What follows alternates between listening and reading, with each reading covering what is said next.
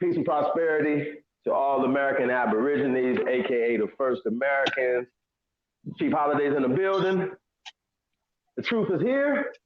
Hey man, we got the brother Trip in the building. Peace, brother. How you doing? I'm all right. How about you? How about you? Grand man, Lifting this. grand man. Hey Trip, I think this is our first time on a panel together, right? Yeah, it's my first time talking on any of y'all sites or anything as far as now. Okay, okay. Shout out to Aboriginal Power, man. Aboriginal Power and A1 gonna be coming in a minute, y'all. I seen Nonetheless. Shout out to Nonetheless gonna be coming through.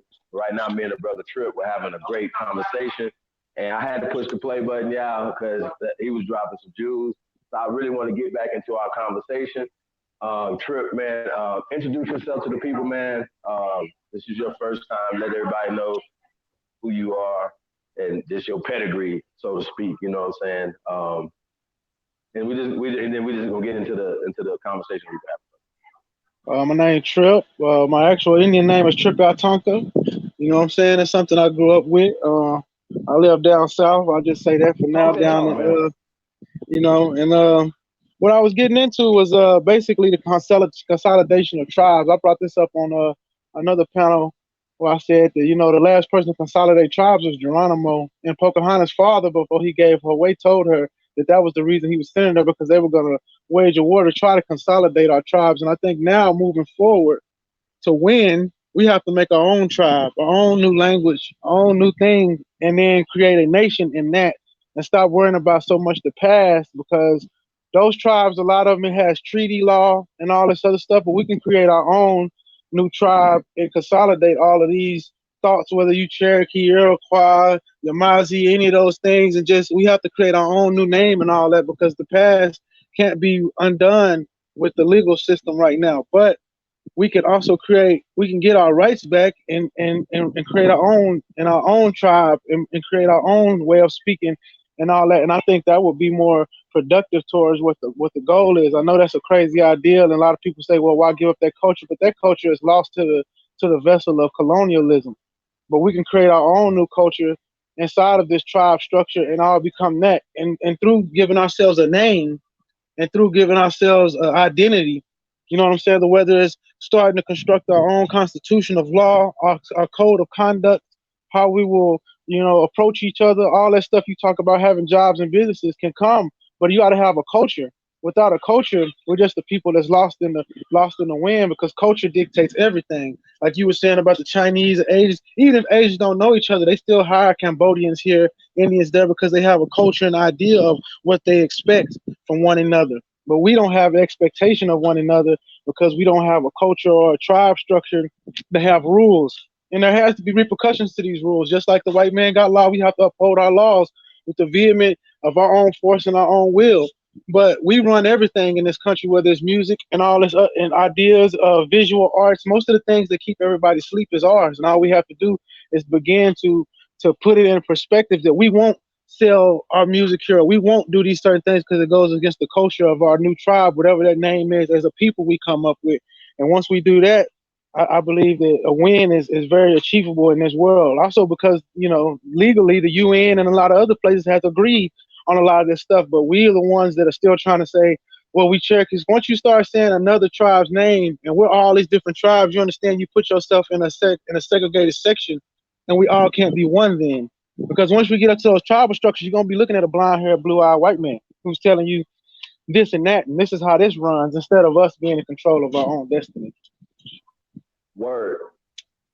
Um, Yo, for me, man, like I was saying to you right before we went live, um, I figured it out. Like it has nothing to do with a lot of these things, the names and stuff like that or whatever, or certain corporations. That means that people have they got trademarks and stuff like this on Yep. these words, right? They own these words. So revenue and currency comes when other people or anybody are using these words, right? So certain energy, like we're talking real physical energy, not real physical energy comes from having money, having resources to be able to build the lumber, nails, whatever you need to build. All these things cost, right? The manpower Yep. or whatever. And at this point, to even to get us to organize together, It takes economics because nobody's gonna, hey man, I'm gonna quit my job and come over and start working. How you gonna feed your family? How you gonna start doing things? How you gonna even feed yourself if none of these things are in place to walk off their plantations, right? Yep. And walk into theirs. The question on the table, the last couple live streams, right? Last night we said what the answer. The question is if we own every square inch of the economic in America, every business in every job, we have a 0% unemployment, right? Zero. We are all the top execs. Like like you walk in the boardroom and it's all of our people, American Aborigines. All our people, y'all. Y'all know what I'm saying? Like it ain't nobody else. We own every major corporation that's doing business in America. Okay? Would we still be in the social second class positioning socially? Will we still be socially at the bottom of the social ladder? I need to know this. Well, I'll give you my answer to that is who says that we don't? Who says that our energy and our power don't control all of that? Because if it wouldn't be for these rappers or if it wouldn't be for our music, a lot of this stuff don't float. If it wouldn't be for our ideas and our inventions, a lot of this stuff don't work. And at the end of the day, like I told him, I don't believe that, this white boy is smart enough to pull all this off. I believe that we have a group of snitches, or that's the word I use, is running around here that is our people, is working with him in conjunction to keep us in that position through elitism. So that's why I say I go back to culture. A culture and currency sometimes, and it can be money, of course, in this world is money, but if we go too hard on that, they'll just change the rules on us. But also it has to be an idea of give and take. People have to be willing to pay roles. Some of us need to start getting into agriculture. Some of us need to get into other areas and separate ourselves in almost a military style engineering complex. You know what I'm saying? And once we can do that, a lot of times, even if you're not getting money, but if I make sure you got a roof over your head and food because we share within each other, a lot of that money is just can be put back into the greater good of things. Because at the end of the day, I just don't believe that this white boy is slick enough and smart enough to pull off a lot of stuff that he's pulling. So I believe it because of the way our music keeps the world sleeping and dancing, and a lot of the stuff that goes on in this culture of America is really surrounded around the black thoughts, the what you call Black American thought, the Black American ideas. We created a lot of this roads, everything, the city structure, banking. So if we had it, could we use it? It just depends. But at the end of the day, we fighting people, I think, in plain sight that we just don't see. So we could be in control, but without a culture, an identity of if you're not gonna ride with us, there's consequences. Then you know what I'm saying. Right. It's just still gonna be a free for all. Capitalism is about free for all. Capitalism is about putting my boot on your neck and standing up on it. And whoever step up, I'm gonna put my boot on everybody's neck to get to the top of that thing. Instead of let the smartest and the righteous lead through the proxy of the tribe, picks them up and says, you know what I'm saying? These are the most worthy, and everybody else plays a role. Because sometimes people just not in this world. The government, the corporation won't let you to run a capitalistic government right now Absolutely. because of the way they want it ran, and they don't want the power to go back to the people ultimately, and we the people, as us being indigenous aborigines, we got to start taking back what culture is ours and what culture is getting mimicked and mirrored throughout the planet. Hip-hop is part of our culture. That's nobody else's culture. That's Black American culture. Yep. So when you hear hip-hop throughout the world, that's our culture. You see what I'm saying? And we got to start taking place and start taking ownership of our own shit. And I think that begins with, again, a culture. I mean by culture is something. It's got to be something that we teach our children, a code of ethics. It has to be something that like they say on New Jack City, my brother's keeper type shit. Because sometimes we have to live by those kind of. It's got to be a code. It ain't got to be said like they say down here. Ain't got to be said, ain't got to be explained or something like that. Monk and them be saying, but it's like it still has to be instilled and reinstilled in the next generation. Because I think right now we're just the beginning of a fire. You know what I'm saying? And I don't know if we're gonna see all this to the end. But if we can create a culture of be accountable, hold this not right. If it's not right, then you don't fool with them people. You know, it's just got to be like that. So if we have people in our community that's so-called black, and then they start doing stuff that's going against the culture, we just boycott them. You get on out of there. You know what I'm saying? If we had a culture like that, and Asians do this every day. If Asians go to a shop and they're not getting treated well, they'll stop going to that shop until it change management. You know, it's a lot. It's a lot of stuff that happens like that in other cultures that we just not privy to, because we live in a culture of, like I say, we've been in capitalism too long, and on capitalism it's all about who am I going to step on to get to where I'm going by any means. Like, and then again, that can be used against us, that Malcolm X saying by any means necessary. Dudes in the streets use that to say, shoes, I'm a turn on my boy because I need to get this money by any means necessary. But without a strong culture, you can't really put in place a lot of these things, because you don't have anything to hold people accountable. You don't have a code of ethics to say this ain't right and that's right. You know what I'm saying?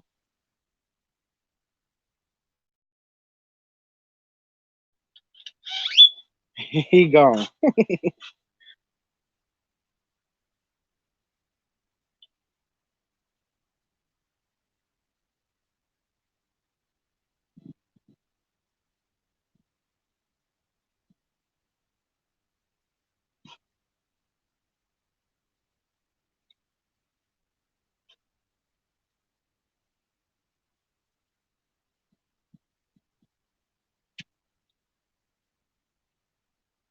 But I say that because, like you talked about, you do remodeling and stuff. Everybody got to play a role in those kind of jobs. So I've been bossing my own company for a while, and I understand that if I got a sheetrocker, he got to be a sheetrocker. He can't go want to be a painter.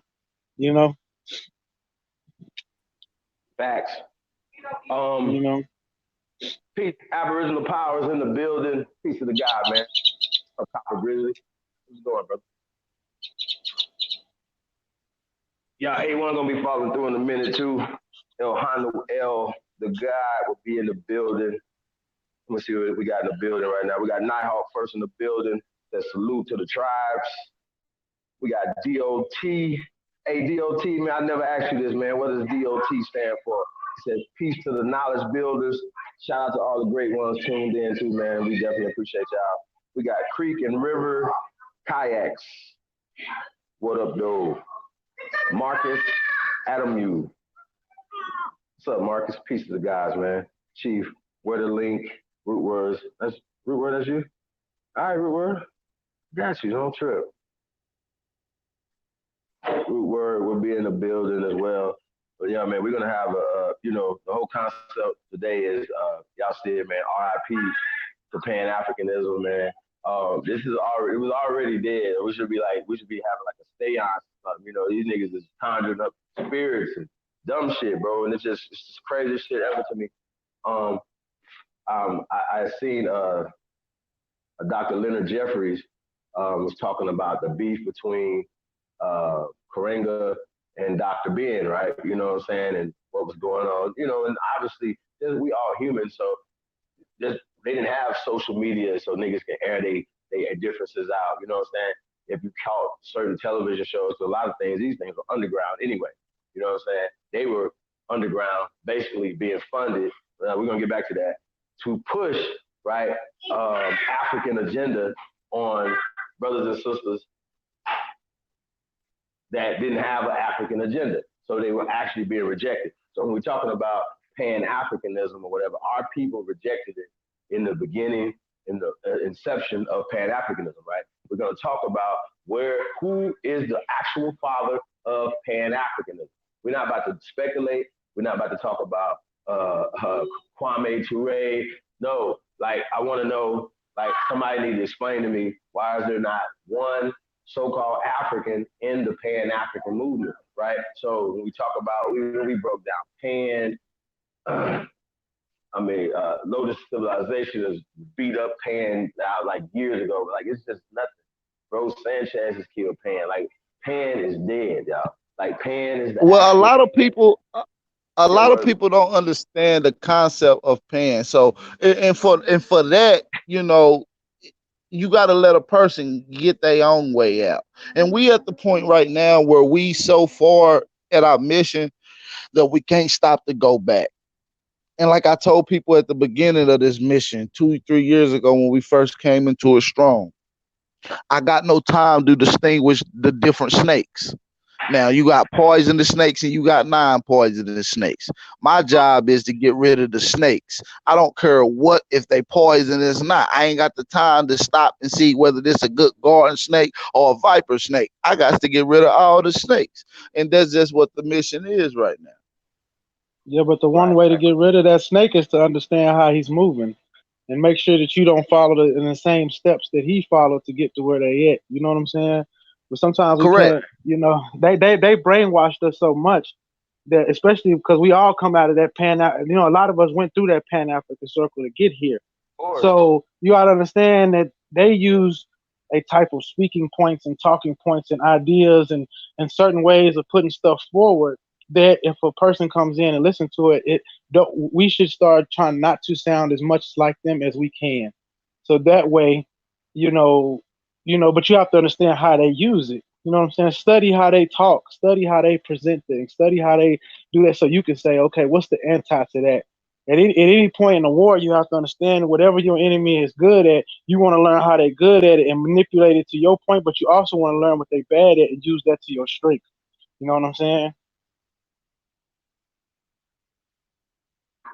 Absolutely, absolutely. But like I said, y'all, go back to the chat room to us in here right now. I think I seen No More in the building. Shout out to No More. And I think it's up for us to start using our own eyes to be able to distinguish who is our people and who ain't our people. And you can tell who really for your people by the work that they're putting in, right? Now, just because you got people that look like you don't mean that they for your people. Just because you got people doing right for your people don't mean that they your people. If y'all True. understand what I'm saying. So we got to learn how to be able to distinguish the two. God gave us intellect to be able to read between the lines. So I want to ask y'all. He asked a That's good fact. question. Who do y'all think the father of Pan Africans is? Well, I'm gonna break them down in a minute, and Say then it we one gonna more Okay. time, brother. I said, who do you he said think the who we think is father of Pan? The father of Pan Because I'm Africanism. trying to think of the dude's name that the with the French name that I I forget thought it what it was. is, but Pan goes back to the global unit. Every symbolism that they worship, they want it to be put at as a social act or some type of social movement. So when you see Pan, you see the same symbol that you see with yin and yang, right? You see the same feminist symbols when you look at the uh the uh the ancient cosmology of duality, right? Pan is just another physical manifestation of that with manipulation. So what you look at is what's the big rise now, right? The Pan African community. What's another big rise? Transgenderism, LBGQ community, right? When you look at Pan, the goat guy, which is a man with titties, right? Ultimately sitting on top of a pedestal.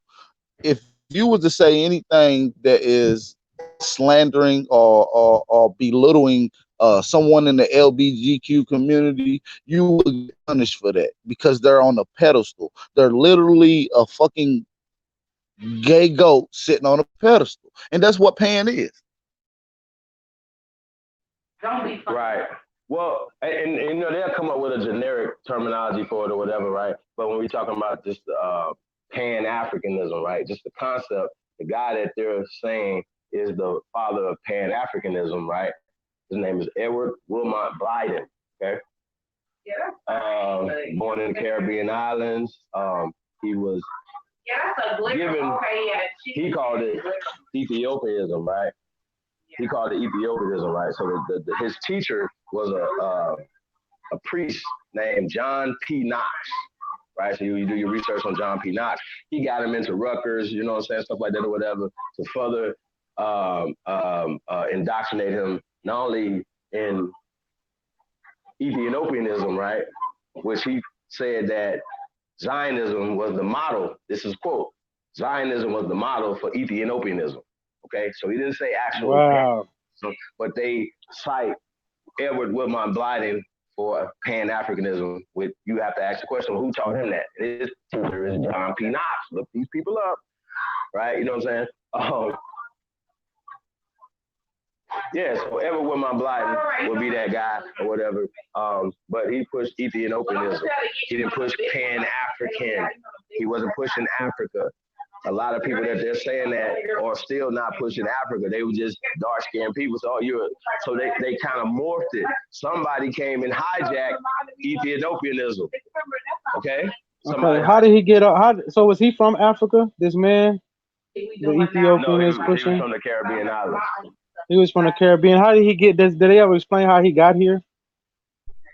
A missionary named John P. Knox was his.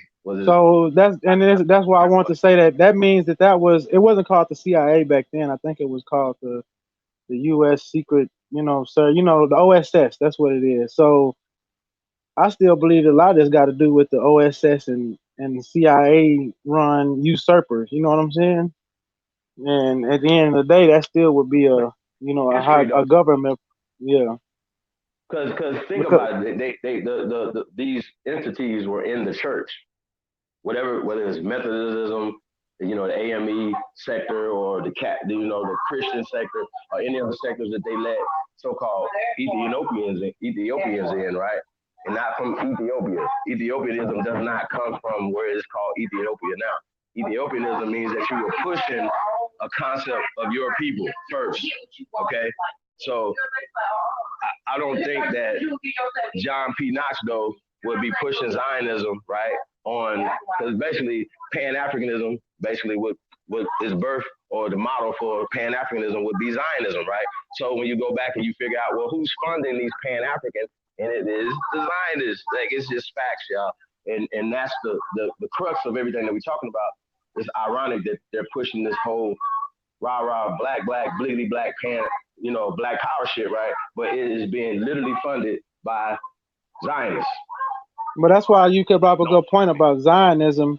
Zionism is a term that was coined after the fall of Nazi Germany, after the OSS MI6 took over Germany and they created the state of Israel, who was, to me, were still the Nazis that were basically escaped, like the Nazis that came here. So then you're still dealing with and the Zionism is the word to me, because Zionism has a connotation. If you go historically and look it back up, it says a lot about what these programs really was. You know what I'm saying? They was a program to build and destroy what was already happening. Because at that time we still had the Harlem Renaissance going on. We had black people actually were on an uptick without the help of the government or any outside things. But when you bring in stuff like that, look where we at now. You know what I'm saying? Yeah, bro, it's just completely. We can always trace where it comes from. Like I don't care what nobody says. So even when you talk about the NAACP, right? Who funded that? Who founded that? Zionists. Like everybody who funded Carver, like who funded Duke Ellington, who funded like everybody, y'all. I don't care what you say. Because if you do, I'm gonna go find him for you. Don't challenge us on this. Just accept it. Don't take it like, oh man, nobody's banging. No, but what we're saying is, if we have a clear and present culprit in history, why the fuck are we still funding those people? Why the fuck are we still honoring those people that fucked our people over, right? So, and I cite two books. Shout out to the Nation of Islam for this, and I think it was interesting that they pulled this out, right? But when we talk about the secret relationship between black leaders and Jews, right? 1 and 2. Please read those books. Go see something on them, lectures or whatever you got to do. Please, because I'm gonna keep it real with y'all. I try to avoid that because this is where we at. You know what I'm saying? We in Zionville, real shit. So when we talking, like everything, every bank, every school, every fucking thing in America is by them. Everything. So goes back to the concept of, if we were in economic empowerment, right? Would we be in this position socially in America, right? But guess what? The reality and the flip side of this whole thing is that we are the absolute other side of that utopia that I was just talking about. You know what I'm saying? At some point before immigrants came here, we had 100% of the economic structure, trading and everything that was going on this land here in America. We were trading amongst each other for millions of years, if not hundreds of thousands of years, so on and so forth, right? Before anybody was thought about. So point being is, right, if that's the goal, not to, and if anybody's sending you back to Egypt every year, right? Mentally, physically, emotionally, or whatever, sending you to Sumer every year, right? Or sending you to anywhere other than America with your spiritual energy, with right? Every religion sends you to East, off this land. Every religion. Is that not ironic to you guys? Because if you're sending all your spiritual energy to Israel, right? That means that you're not honoring the holy land that you're standing on, or your ancestors came up out of, bled, died for on this land before anybody brought a foreign concept to them. You understand what I'm saying? Or to you, because a lot of y'all didn't get this stuff passed down to you. We new booties. We bring new shit to our families. And these niggas was bringing new African shit to our families, and our people were rejecting them back then. And they know that. This is facts. So it was interesting that Dr. Leonard Jeffrey was saying that like they were banned from Morehouse. Now this is the whole African concept is what Morehouse and every other black college in America is founded on. Think about it, bro. This is a perfect storm of fuckery. I'm telling you, we got screwed economically, and that's the whole key, bro. Everything else is like niggas is talking about water hoses and stuff, or slaves, stuff like that. Slaves were being paid, slaves was fighting for wages, slaves was talking like hours, can they get a lunch? You know what I'm saying? You niggas act like niggas was owning niggas' whole families because you were basing that off of one or two stories in the book that cannot be substantiated. You base your whole existence of slavery, of nothingness, based off of literally off of stories that are given to you by these people. And we have traced from Hersevich, Boaz, the origin of Pan Africanism. Okay? The whole concept of back to Africa, right? These concepts were funded for social, political, economic empowerment of immigrants coming to America that took power from us. We showed the selling of a Negro. Well, in the 50s, they were literally plotting, right? Plotting to get into our economic structure here in America. So that's something that's filmed, right? So imagine 50 years before that, 100 years before that, what was going on? We constructed America. So when you guys are saying, well, it's like cooning if you want to vote or you want to do this, you want to do this. No, you know, or build in your community, right? What? That's anti-American. That's an immigrant talking. Ahanu L is in the building. Hey, real word, I had already emailed that to you too, brother. But y'all understand what I'm saying? So when we talking about the importance of history, right? That's what we're gonna get into, right? The true history of America, right? Here's the whole problem that they got, bro. We got actual evidence. We got actual science that Negroes are the oldest people in America, right? But guess what? Just because we find a little boy in Montana that's 12,600 years old, guess who was here 1,200 years ago, or 1,400 years ago, or 1,600 years ago, or 3,000 years ago? It was niggas.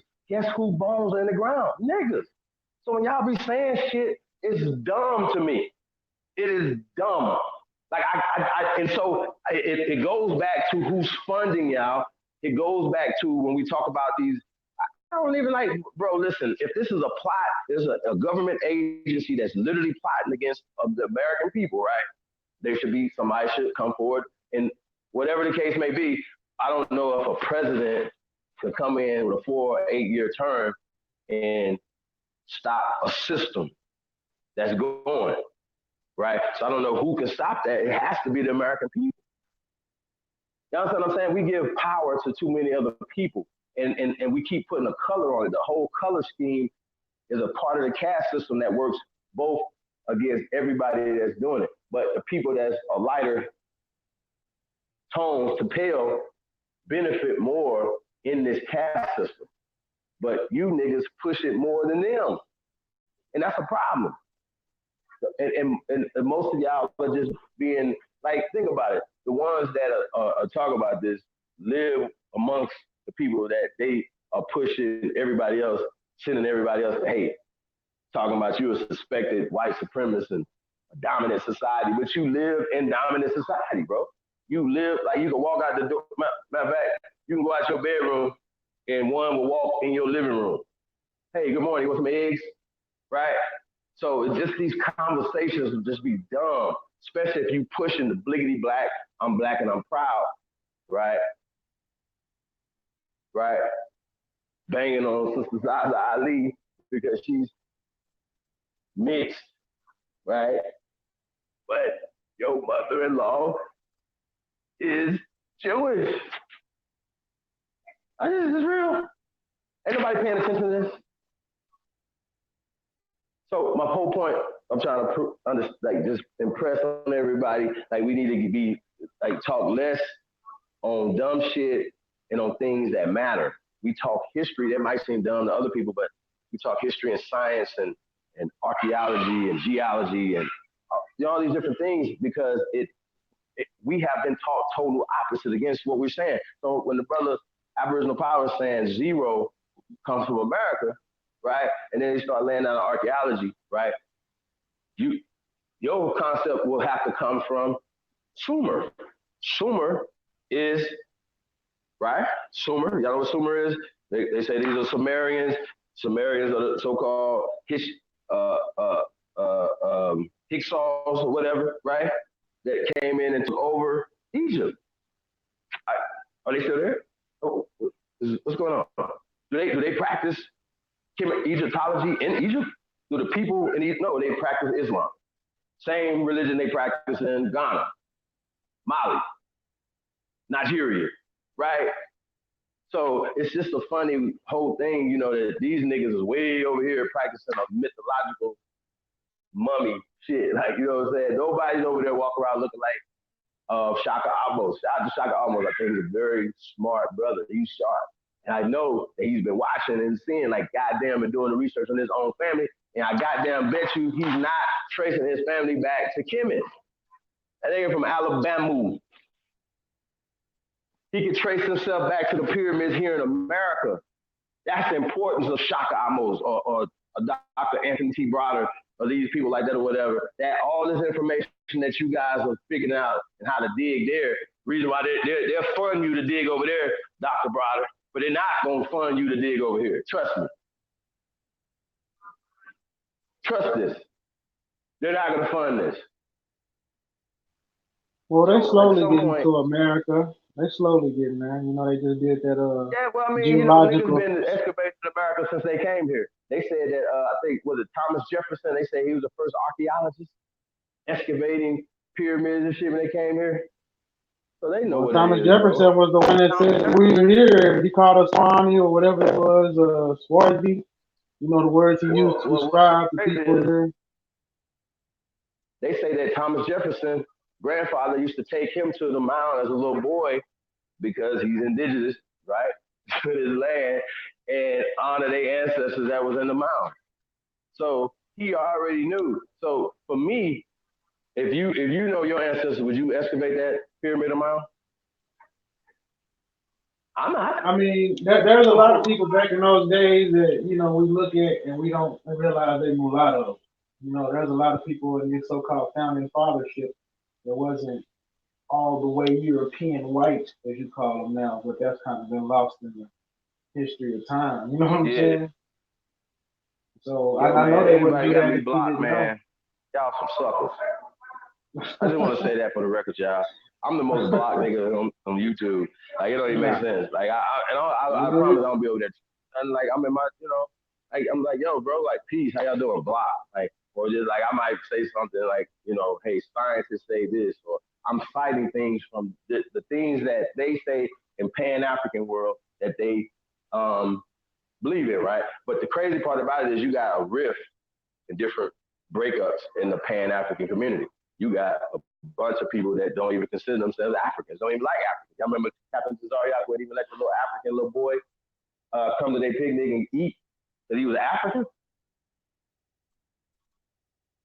Y'all remember that? I know y'all remember that. I seen it. I thought it was crazy. I didn't see that. So you gotta explain that. Yeah. I don't really watch those channels no more because it's just. This was years ago.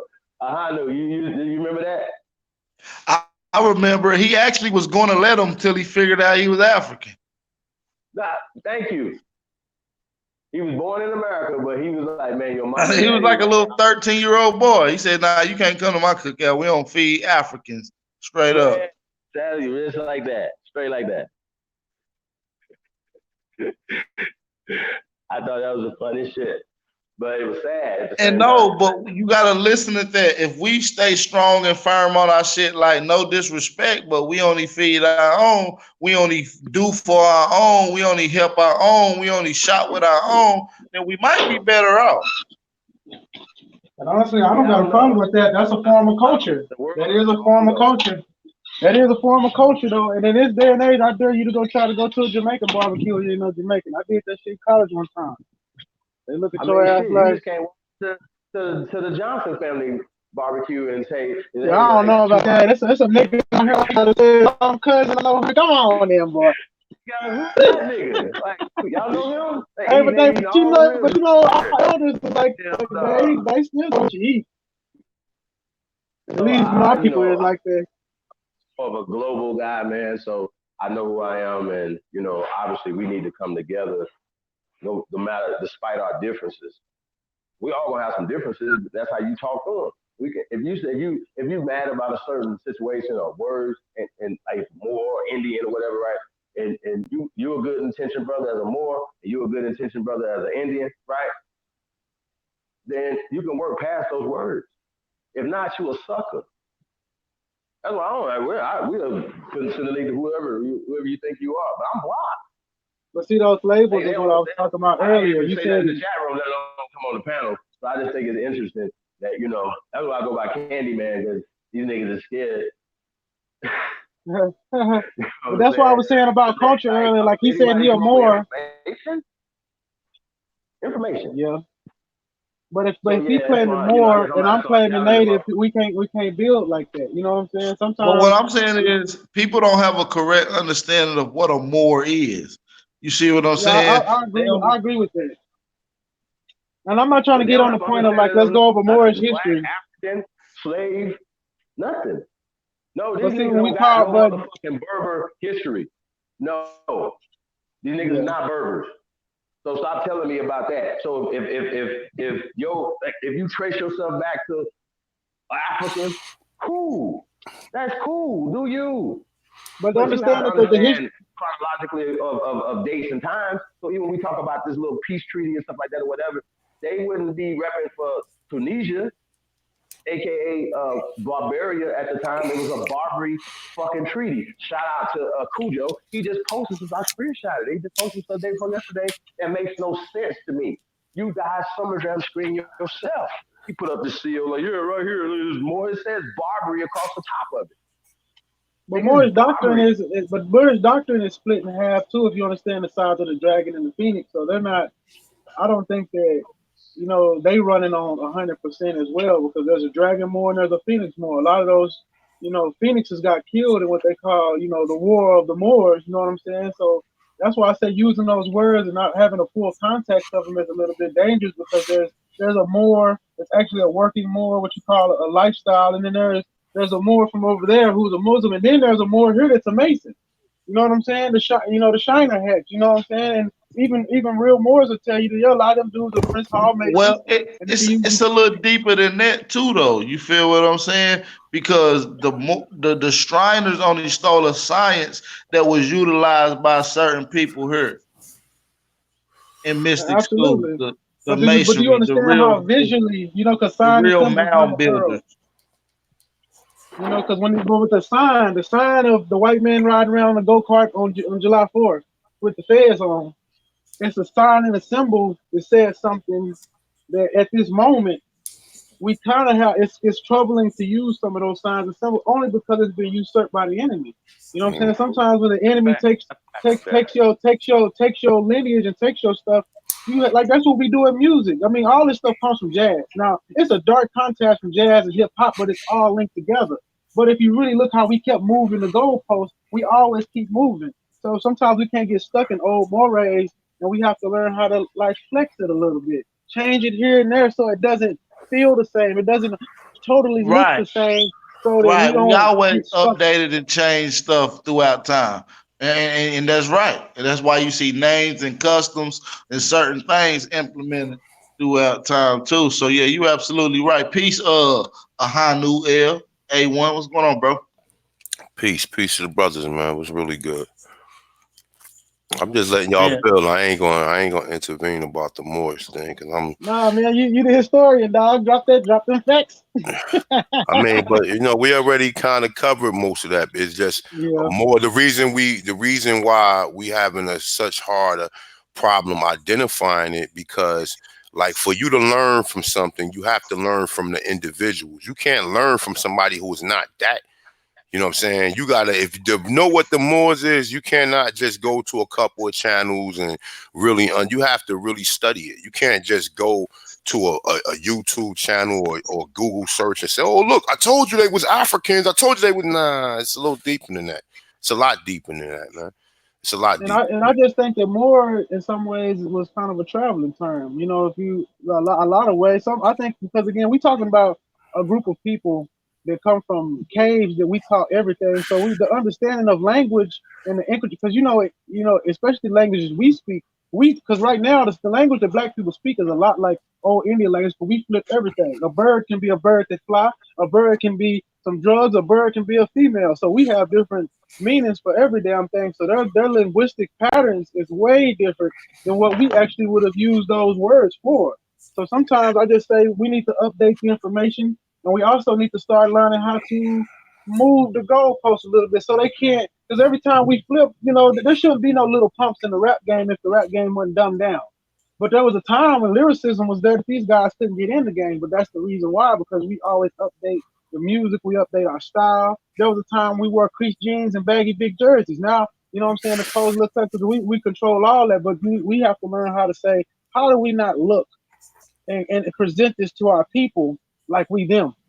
You know what I'm saying? Not saying don't use the term, but somehow kind of make it our own again. You know what I'm saying? And that's how we win the war of minds and our power, because our energy and who we are is what makes us who we are. that. And we keep the world dancing. We keep these niggas ignorant. You think about what's going on in the news and everything. If it wasn't for all our music, a lot of things will be more open and thing, but because of the club and all this, the things that we create, it keeps people dancing and looking in other places and worried about what's on media takeout and all that stuff instead of what's really pertinent at this time. Because we've created a culture in which they've used it against us as a weapon. But we'll change it. It's gonna flip. They did it to jazz, they did it to rock and roll, they did it to country every time, but we always have to be one step ahead. A best chess player is always 10 steps ahead of his opponent. And I think we got, just start thinking about taking steps to be a little bit more ahead of this, these our enemies would be something to really be thinking about. And I don't knock your term because I don't know. I know a little bit about Moors. I know some of my peoples, but I know a lot of them also are Masons, and I just kind of been turned off by that part. But at the end of the day, once you start wearing or looking like the dude on the go kart, then I have to be like, it's got to be something where we can kind of make this not look like and feel like that. You know what I'm saying? So And let that me way put you on it won't. something too. What you were saying about the Masons, right? The Moors with the Masons don't got the same feathers like the regular MSTA Moors, man. And I don't. This is the laughable shit. Why I know people don't know shit what they be talking about. And I'm not saying you. I'm just saying just in general, right? Because if you look at the Moors, you look at the Moors that like I mean, I'm sorry. If you look at the Shriners, for example, right? Like you look at J. Edgar Hoover and all his clownish friends that was wearing the fez. Their fez got a tape, like a tassel. The tassel is taped down. Plus, it has the so-called pharaoh symbol on it. The pharaoh symbol is whatever lodge secrets it held. I mean, and it gets a little deeper than that. I'm not 100% correct on what I'm saying about the lodge secrets is, but what I'm saying is that pharaoh on top and then that Shinnika is to tell them that they cannot tell the secrets in which they learned. Okay, so when you say Moors are Masons, like I mean, a Mason, we was Masons anyway. A Mason in old times was people who had the knowledge, and the reason what made them off limits or people wouldn't fuck with them, like to the point to where they would just go and grab all the Masons and kill them, because the Masons was the builders. Yeah, but that's called a working Mason under the Masonic doctrine. But Now these are that's where the term came from, though. speculative Yeah, Masons. Yeah, I I know got what you. you're Yeah, saying. that's where the term. That's where the whole symbology of masonry came from keeping them secrets. The secrets to uplift or to bring yourself out. You know what I'm saying? The acknowledge oneself. That's the secrets Yeah, that most these Right. masons is keeping. It's not, and They it's like I still know the science to how to build mounds and everything. That's the true. I mean, the true mound builders, the science to build. Period. All these ancient architects, the Masons, is the ones who implemented this science. mm-hmm. You see what I'm saying? They knew leverage. You see what I'm saying? They knew the science between. So we yeah. got But to when we give go back to credit that, to. you talk like Benjamin Banneker. You know what I'm saying? The street builder. You know, but We he talking actually. before Benjamin Banneker. We talking I, about I, the and construction of I Tikal. understand. Yeah, yeah, but you know those Masons to me were like on another level because they actually. But that's why I go back to roles. They had a system in place where you had guys like us who were thinkers, and we would put down the plot. Then you had guys underneath them, what you would call managers, that would get the people in place to do. And then you would have your guys that do the mortar. This guy does that, and they took pride in their work. They wasn't mad because they were putting rocks up or they were the guy building the building. They actually had a family class that they were proud to pass that down to their son to say, yeah, this is what we do. I want you to be the best at that. And that was a time where that actually system was in place. Now everybody want to be the boss. Mm-hmm. You know what I'm saying? Everybody want to be the man. Don't nobody want to play a role. Don't nobody want to be proud because they know how to, put the framing up on the house. They want to say, well, when can I be the one making the decisions? But sometimes you're not built to make those decisions, and you should take pride in where you at. And that's why those Masons I do think were on a different level than those here now. Because these speculative Masons, it's all about it's still a capitalistic kind of thing. You always got to be pushing to go up your degrees. You know what I'm saying? And sometimes that means stomping on your brother's neck. All the time it means that. I mean, it means if it's not stomping on your literally brother's neck, it's stomping on your other brother that's not part of the Masonic Mason. I mean, that's not part of the Masonic lodge that you are part of. So you can be part of a Maj, and outside of the Maj, you can be causing some type of harm to the brothers and sisters of the community or other communities or other cities, etc. And like I said, and a lot of times that's pretty much what it's dealing with, is dealing with just keeping the secrets away from certain individuals. And like I said, if I'm the only person who know how to if I'm the only person who know how to grow food or whatever, I'm wielding some type of power. But the minute that someone else learns the science of it, then you know what I'm saying, now it's another person who can do it that I'm not going to be needed, because, and especially if he's generous with it and he teach everybody and he let everybody know about the science or whatever, then you know what I'm saying, that's how I look at it. You know what I'm saying? But like I Yeah, said, but see, man, but not everybody can be like I said. If you were the main person making food, and again, that's a idea that I think we got to get out of. If I'm doing it too, then there should be an idea. If our culture was right, use yeah, cooperation to make the best product. mm-hmm, Stop trying to be in competition with that, man. When you can say, hey man, that's cool, man, let's work together to see how we can do the best that we can do. Because just because I teach 100 people how to farm don't mean 100 people good at it. It mm-hmm, might be 5 of them that's really excellent at it, and those are the 5 we use to be like y'all or the food makers. Now the other 10 might be good at producing the crops and getting them out the ground. Everybody can play a role in that, and if they take pride in what they're good at, and then everybody doesn't have to be in competition, but there should be a little friendly competition still, but it doesn't have to be animosity. You always want to be the best and want to say, yeah, I pulled out 100 this week, you only had 75, but I'm gonna get you next time. But it ain't gotta be hate. That could be something we take pride in to say, yeah, man, we doing the damn thing. You know what I'm saying? Because at the end of the day, everybody eat. You know what I'm saying? Because the pride should be is watching your people grow and watching the children eat your corn and all that and say, yeah, we did that, and being able to sit with that brother and not be like, forget him. He made more this month. Woo, woo. You know what I'm saying? But mm-hmm. the world we live in now, because everybody want to be the boss, then you can't. They don't want to look at it like that. It's like, I got to get him out the way, or I'm mad that he's doing it too. But sometimes we got to tell people just because you know how to do something don't mean that you're good at it. You know Mm-hmm. what I'm saying? There's a lot of people that know how to do a lot of stuff. There's a lot of shade tree mechanics running around all over the country. They don't mean they're gonna fix your transmission right. You Fact. know what I'm saying? Well, Yep. yeah, but Hanu though, check this out, right? A1. If we had every business, every institution we owned, everything there's to own, every business from the utilities down, we owned everything, right? Every business that is doing business with the government, we own it. Every business, right? Every national business, every international business that's doing business outside the country. So that means that every dollar that's being made in America comes through our hands first. It ain't even no. It's not even an economic system that it can even go into anybody else's hands. It's only in our hands. They only purchase from us, right? And it only work for us. Do you see the irony of that? Is that we are exactly on the opposite side of that in reality. And even just I could just think it in my head, but that's how it was in the past, right? So if we understand where we were, it's everything, language, economics. You Well, only are we ready for the white violence that comes from that? Because that comes with a lot of violence. this well, this I mean, you see, the beautiful part about us, though, right? It don't take a whole bunch of us to just be together and have power. Yeah, but Unity if we gives us had power. that I see power, this a lot that's of why places where it's he's only been a empowered by small violence. amount of us, right? You know how they be like the 300 could go and Yeah. kill thousands of motherfuckers. Well, we are the actual 300, not the gay ones, but the the ones that Yeah, don't take a whole they bunch had of a us culture. to go They was somewhere throwing and babies wreak that wasn't havoc. worthy away. That was a culture. You know what I'm saying? Like they culture was so set in stone that to be a warrior was to be everything. To not be a warrior is to be nothing.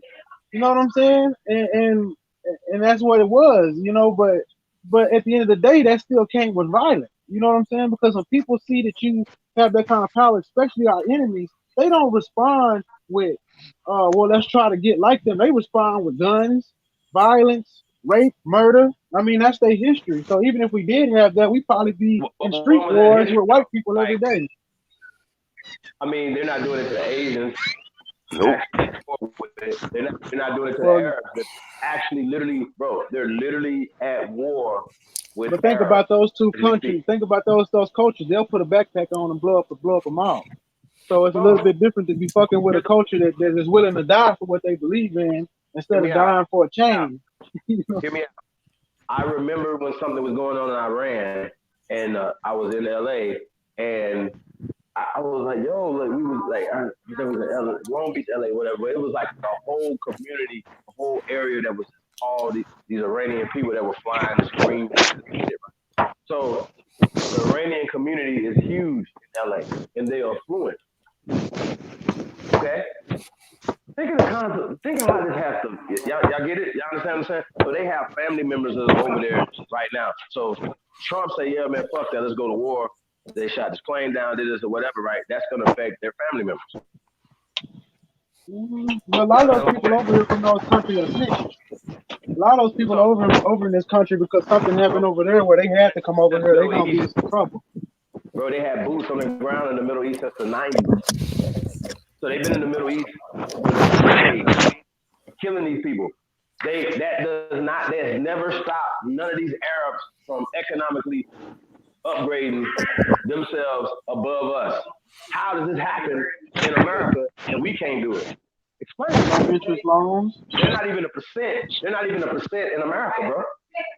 Asians or what it is, whatever the percentage of all the Asians, Arabs, put all them in the same box. They're not 10%. You know a reason though. You know a reason. All right.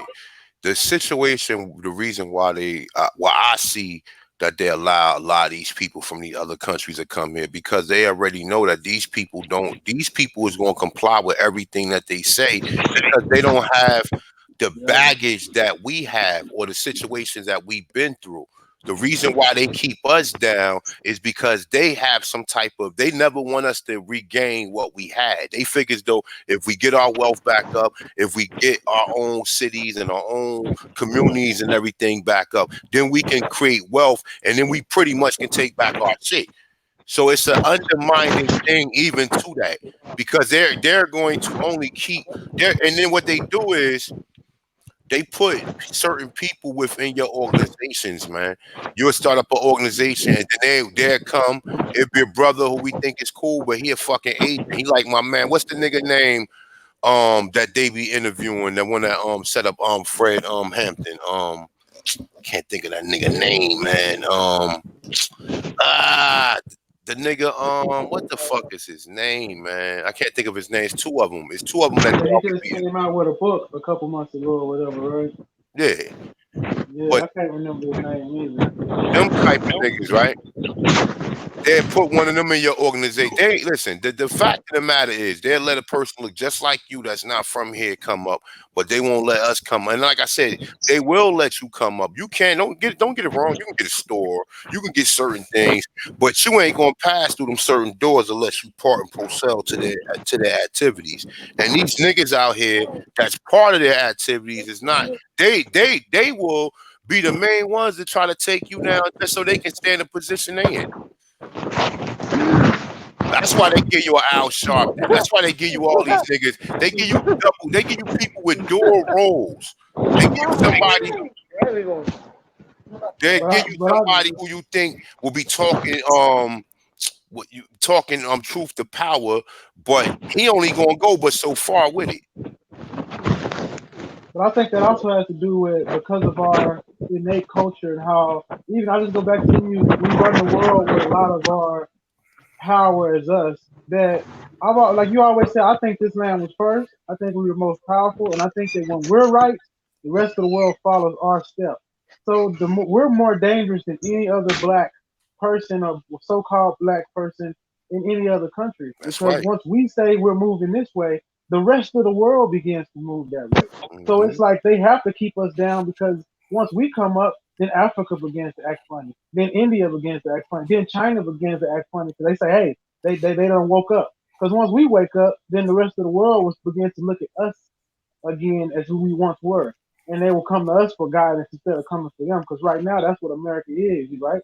Everybody looks to them like we're this country and this is how it should be run. But really they're only doing that because y'all have the most powerful people subdued up under you, so y'all must know something. Because once we get our power back, then the rest of the whole planet will follow our lockstep. You know what I'm saying? But they can't. Why Right. would they let that happen? That would be nuts. That would be like starting a revolution over 600 countries overnight. You know what I'm saying? Because we can do that with our music. You know what I'm saying? When Fight the Power was out, you know that's a lot of reason why those groups was getting banned back then from the radio and shit because white kids was walking around in them Chuck D shirts and shit, and they like, what the fuck? You know what I'm saying? Like, And no, they my son ain't changed it. gonna be in here. Forget Whitey. Like, no, you're not gonna be saying that. Like on that movie CB4 with a white kid dancing around in the governor's house. You know what I'm saying? Like, and he's sitting there like, my son listening to this shit. Oh hell no. You know what But I'm it's just saying? like Like, anything else, though, bro. They still was distributed to their own people, just like rock and roll, just like everything else. They just ran a different thing through disco. You know what I'm saying? So at some point, we got to get out of their distribution network. So I see all these and millionaire that niggas with all this technology out here, and they haven't figured it out yet. You traveling all around the world. You mean to tell me you can't go to India or China or any of these places, Africa, and set up any deals with these people over there? But it's not real. Like it's not. y'all is It can't clowns. happen that way because just because they got that money, you don't realize what happens when you have money and you get off a private jet and the assistant director of the CIA is standing there with 60 FBI officers and he says, "Come to this back room so I can talk to you." That oil deal you finna make, you're not gonna let that happen. Shell's gonna take that deal. We'll give you a percentage of it. You gonna do this the easy way or the hard way? What's your choice? He gonna be like, I'm gonna take your, I'm gonna take that right there. I'm gonna take, yeah, I'm gonna take your boy. He be like, Yeah. can I at least bring my family with me? Yeah, yeah. Yeah, well, we'll think about that. They're gonna have to be held for 48 hours until we figure out what you're gonna do. But you're gonna go in that room right there and tell them no, and she shell representatives gonna come in here and broker the deal. So Yeah, go ahead and head in there. yeah. And you don't see that on TV. You don't see that being reported. That this is what happens to some of these guys. They be well intentioned, and then they go to these countries. I'm gonna do something big, and next thing you know, you getting pulled over by some secret police in Zambia, and they taking you to an office, and it's a white man sitting there with a clipboard with your whole family's name, all where they live in, and everything, pictures of your children's school, and they say, well, we really don't want nothing to happen to them because I mean, a bus could hit them or anything. So this is what we're gonna do. You know what I'm saying? And then you got a decision to make. And you know how many brothers that made the decision to say no, and you don't hear about their deaths. They die over there from a sickness of malaria. You know what I'm saying? Yup, and Or never they come back. accidentally You're right. getting, Yeah, yeah, or Ebola or the Zika virus or some shit. or Mm-hmm. they get hit, or they get hit. How many times you hear people getting hit in Dominican, or a car wreck, or you know what I'm saying? All this weird shit. You know what Or I'm they could saying? do And anything, bro. It's Or so many. kidnapped and held for ransom. Point is, you ain't got no authority there, Nope. right? But they come here and they have authority over you in your own land. That's the that's point. why we have to take authority over our own land, and we can't worry about international right now because internationally we don't have a force big enough to go out there and protect our brothers who would make those moves. We don't have a group of guys that'll take two flights out 2 weeks in advance and clear the way for them to roam through the streets like the CIA do when George Bush go down there. You know what Yeah. I'm saying? So Mm-hmm. when if we had that, then you could say, yeah, make those moves. But you ain't never got pulled over on your jet or coming off a Southwest flight and the FBI pull you to the side and say, come to this room, and the CIA man sitting there and telling you this is how it's gonna go down. You know, and the thing is, we don't know the history of the ones that did say, man, forget you.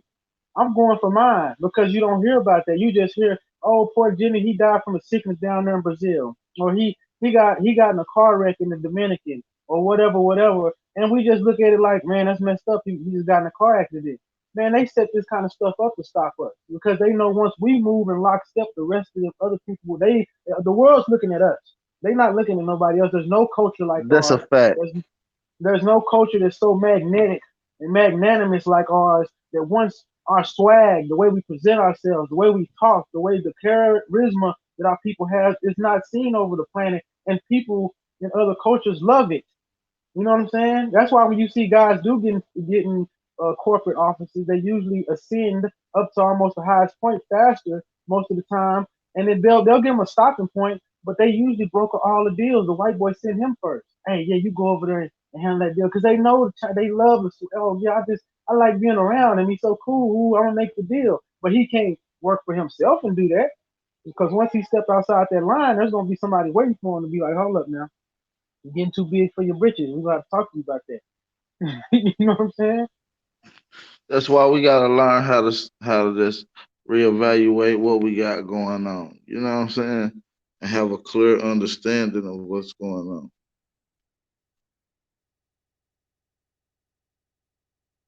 Yeah, I mean, I want Not to speak to the chat room again. I think I seen Sister Betty Love in there. Hey, y'all tune in tonight. The show has been pushed back. The Sister Betty Love show has been pushed back to 7 p.m. Eastern Standard Time. Trace Your Genealogy, episode 4. So be on the lookout for that. Shout out to Sister Betty Love. Hey, we got Black Indian Shrimp in the building. Henry Copeland. Peace to the guys, man. We got original intellect in the building. He said the name slave is just a concept. It's all employment for employees. Absolutely fact. And niggas was doing employees anyway because they didn't have no minimum wages, nothing. You know what I'm saying? Like no work hours. So them little children that they had in the factories and shit on the East Coast or whatever, or working in the field, they they was enslaved. They didn't have nowhere to go. They were orphans and shit like that or whatever. Like y'all understand what I'm saying? But when these people came here as orphans, a lot of them came up as children. They were getting rid of orphans and shit over there, sending them over here, and then just like us, we take people in. We'll here, come on, let's hold them, let's help them, let's do all these other things. But not understanding, just like anything else, you adopt somebody's child, you getting the baggage of what they bring into to you. You know what I'm saying? And most of it was on purpose. Disease, whatever, you know what I'm saying? Concepts, everything. So once you start bringing people into your saying, okay, I'm gonna teach you this and teach you this, whatever, and they know certain things. Now it's like people's like, yo, man, we taking over, we taking certain little spots over, or niggas are like, yo, we giving you this. Here's your land. You know what I'm saying? It wasn't even no thing. You know what I'm saying? Like, okay, we peaceful people. Some tribes are more peaceful than others. Some tribes, okay, well, you can marry this person, or we marry you, or you know what I'm saying? Like, you can't tell people who they want, what they gonna do when they come to port, or what they not gonna do. You know what I mean? So I don't think all these I think we were semi anti-miscegenation laws and peaceful. shit. I've never seen one. I'm Dr. Jacqueline Bellator, but like just because you write a book, I'm not about to read your book and be like, oh yeah, right? Like not go look at any references or try to find these goddamn laws. Well, guess what? The courthouse got burned down, so they don't have these goddamn laws. So wait a minute. So if you don't have the laws, so why are we still talking about anti-miscegenation laws in Virginia? Act like they have something to do with New York. Like you can tell somebody who the fuck. Like it's just the dumbest shit ever. And we keep pushing. Oh, they had laughing barrels all everywhere. Everybody, you had to laugh. You had to laugh in the barrel. Nigga, like what type of coward ass motherfuckers will do that? Show Have me, you show ever me a heard of laughing like the barrel. Can pig y'all pull one laws? up? Have you ever heard of the pig laws and the pig laws in the South? You know, the ones that were created after slavery to get people in the prison exchange program.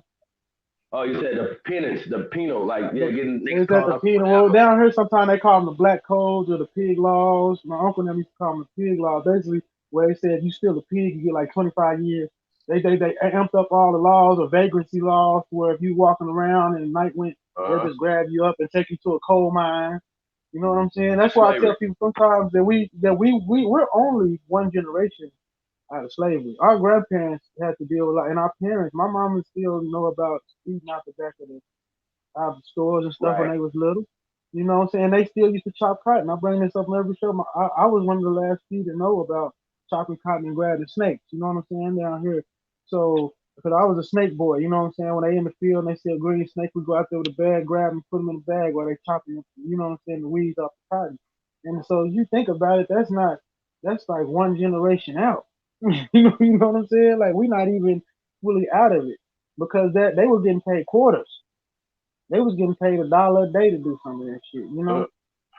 But yeah, even man. though in them times It's, gas was 10 cents and all that, but it doesn't matter. It's like you know, hey, shout out to Miss Sylvia Williams in the building.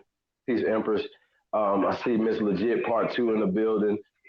So, and this is right up our alley. When whenever anybody talk about slavery, um, so Renee, I respect your stance and everything, right? But we understand that only a small percentage of people are in any form of servitude, whether it's apprenticeship, whether it's employment, whether it's legal situations or whatever, like if you got caught stealing a pig or something, whatever, right? Whatever the situation is, it was only a small amount of us in that because we own the wealth of the land system.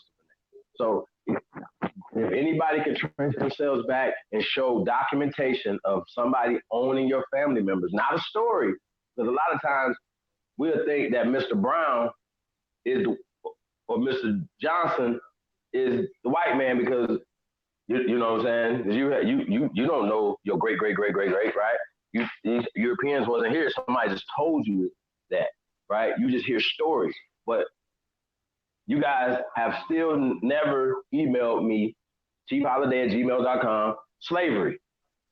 I'm a researcher, a real one.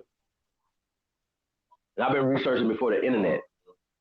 So when niggas be saying certain shit, and I got experience, right? Because I've been around the Black Power Rangers. Like I said, I was #1 Black Power Ranger. So when you niggas be saying certain shit, I'm like, well, you was like number 12 million Black Power Ranger, nigga. Fuck is you talk about? You been in for all this time and you still ain't moved up yet. Y'all understand my point? So when y'all saying Black Power, just move the words out the way. Let's just talk about power, right?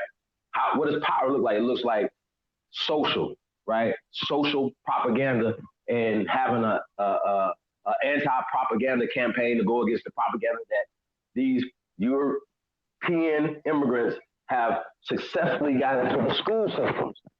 Like that has to be talked about more. yeah. If you are educating people to only go work for corporations that and only build them up even more, right, for the next 50 years, 100 years, whatever, it's only pushing us in further into slavery. So these schools are just school to plantation pipelines. You know what I'm saying? And But I, that's and why I I was remember going professor back to telling me that culture. shit. It was just keeping a certain amount of us out of the workforce for 4 or 5 years. You know what I'm saying? But some people ain't Then you meant get to into be a racket. bosses. Some people ain't meant to be on the level of thought that we have maybe on this panel. Some people are meant to have a job. The problem is that we, as the higher, what I call the elites or the thinkers, have not put a system in place to where they can leave that school and come to us. You know what I'm Mm-hmm. saying? Instead of going Yep. to the corporation, we've led them. And again, and this is one thing that I give about the elders. They did this stuff. Our grandparents kind of set us up for this, thinking it was better for us.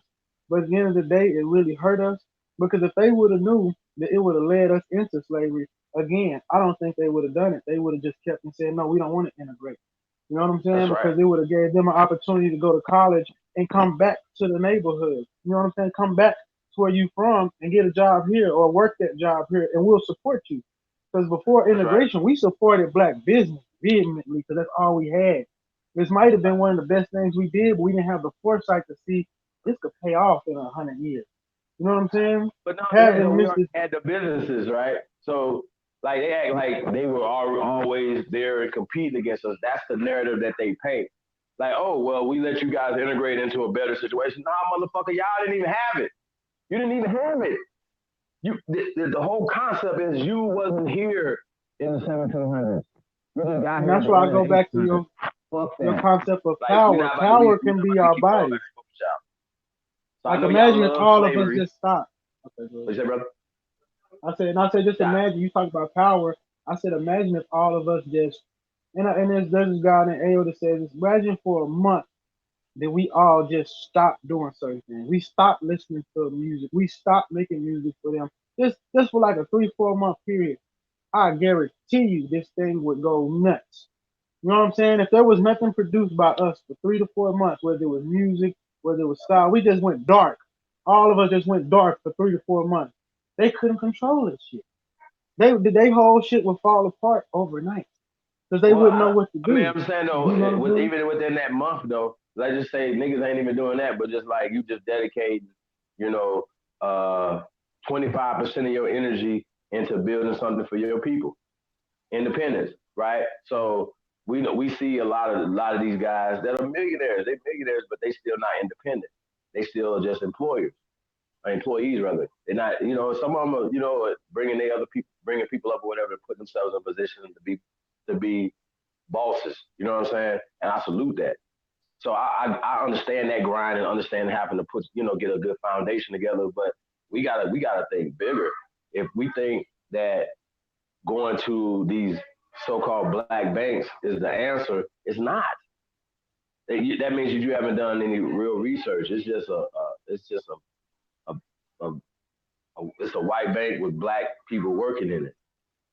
It's the same system. We're talking IMF and World Banks and stuff like that or whatever, and all these different people who are literally taking our investments, our monies and whatever, and investing it outside our community and then benefiting other communities.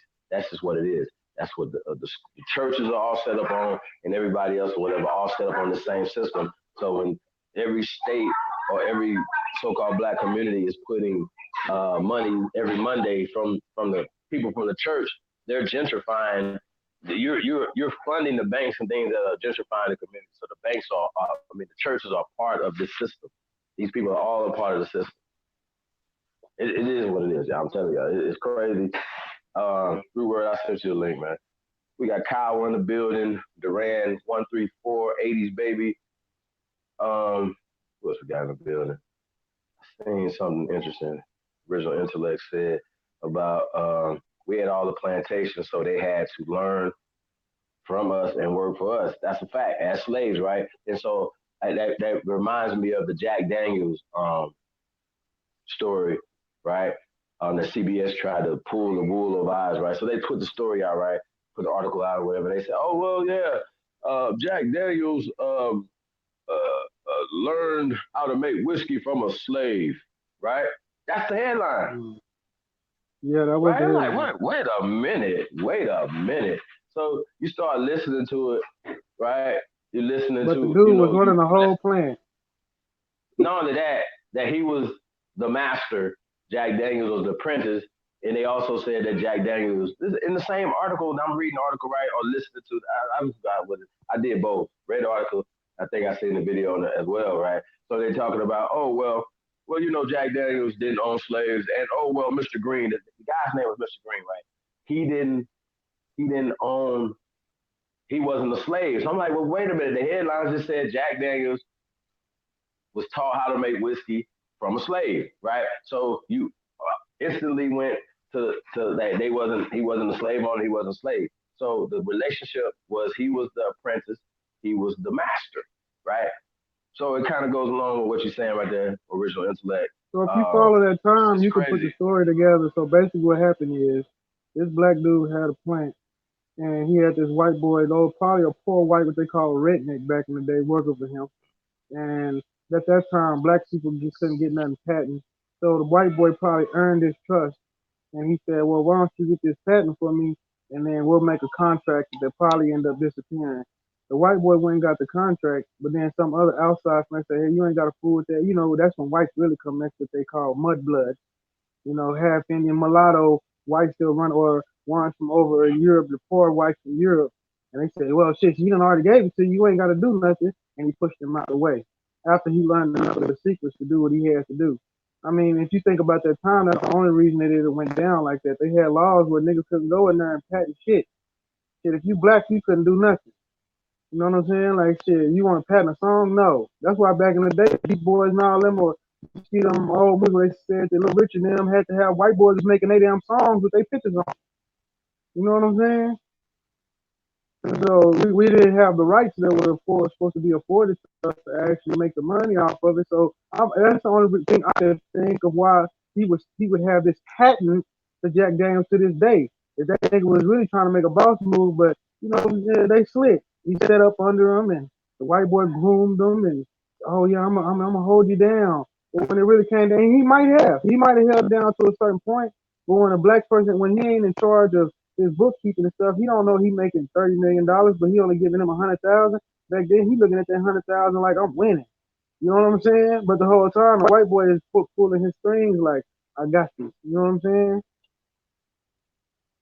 And that happened to a lot of our people back in the day because they couldn't patent shit. They couldn't go to the patent office, or they couldn't go and say this is my physical property because they said you black, you don't have no rights to do that. That was a part of the program to get us. So that's why a lot of things that are used today won't. Even though you know they got those books to tell you the inventions of black people, nobody questions like, well, why don't the families get any money from this? Because them dudes couldn't patent that shit. They had to go fool with them white boys to get it to where they could do that, and then the white boys just juke them in the end. You know what I'm saying?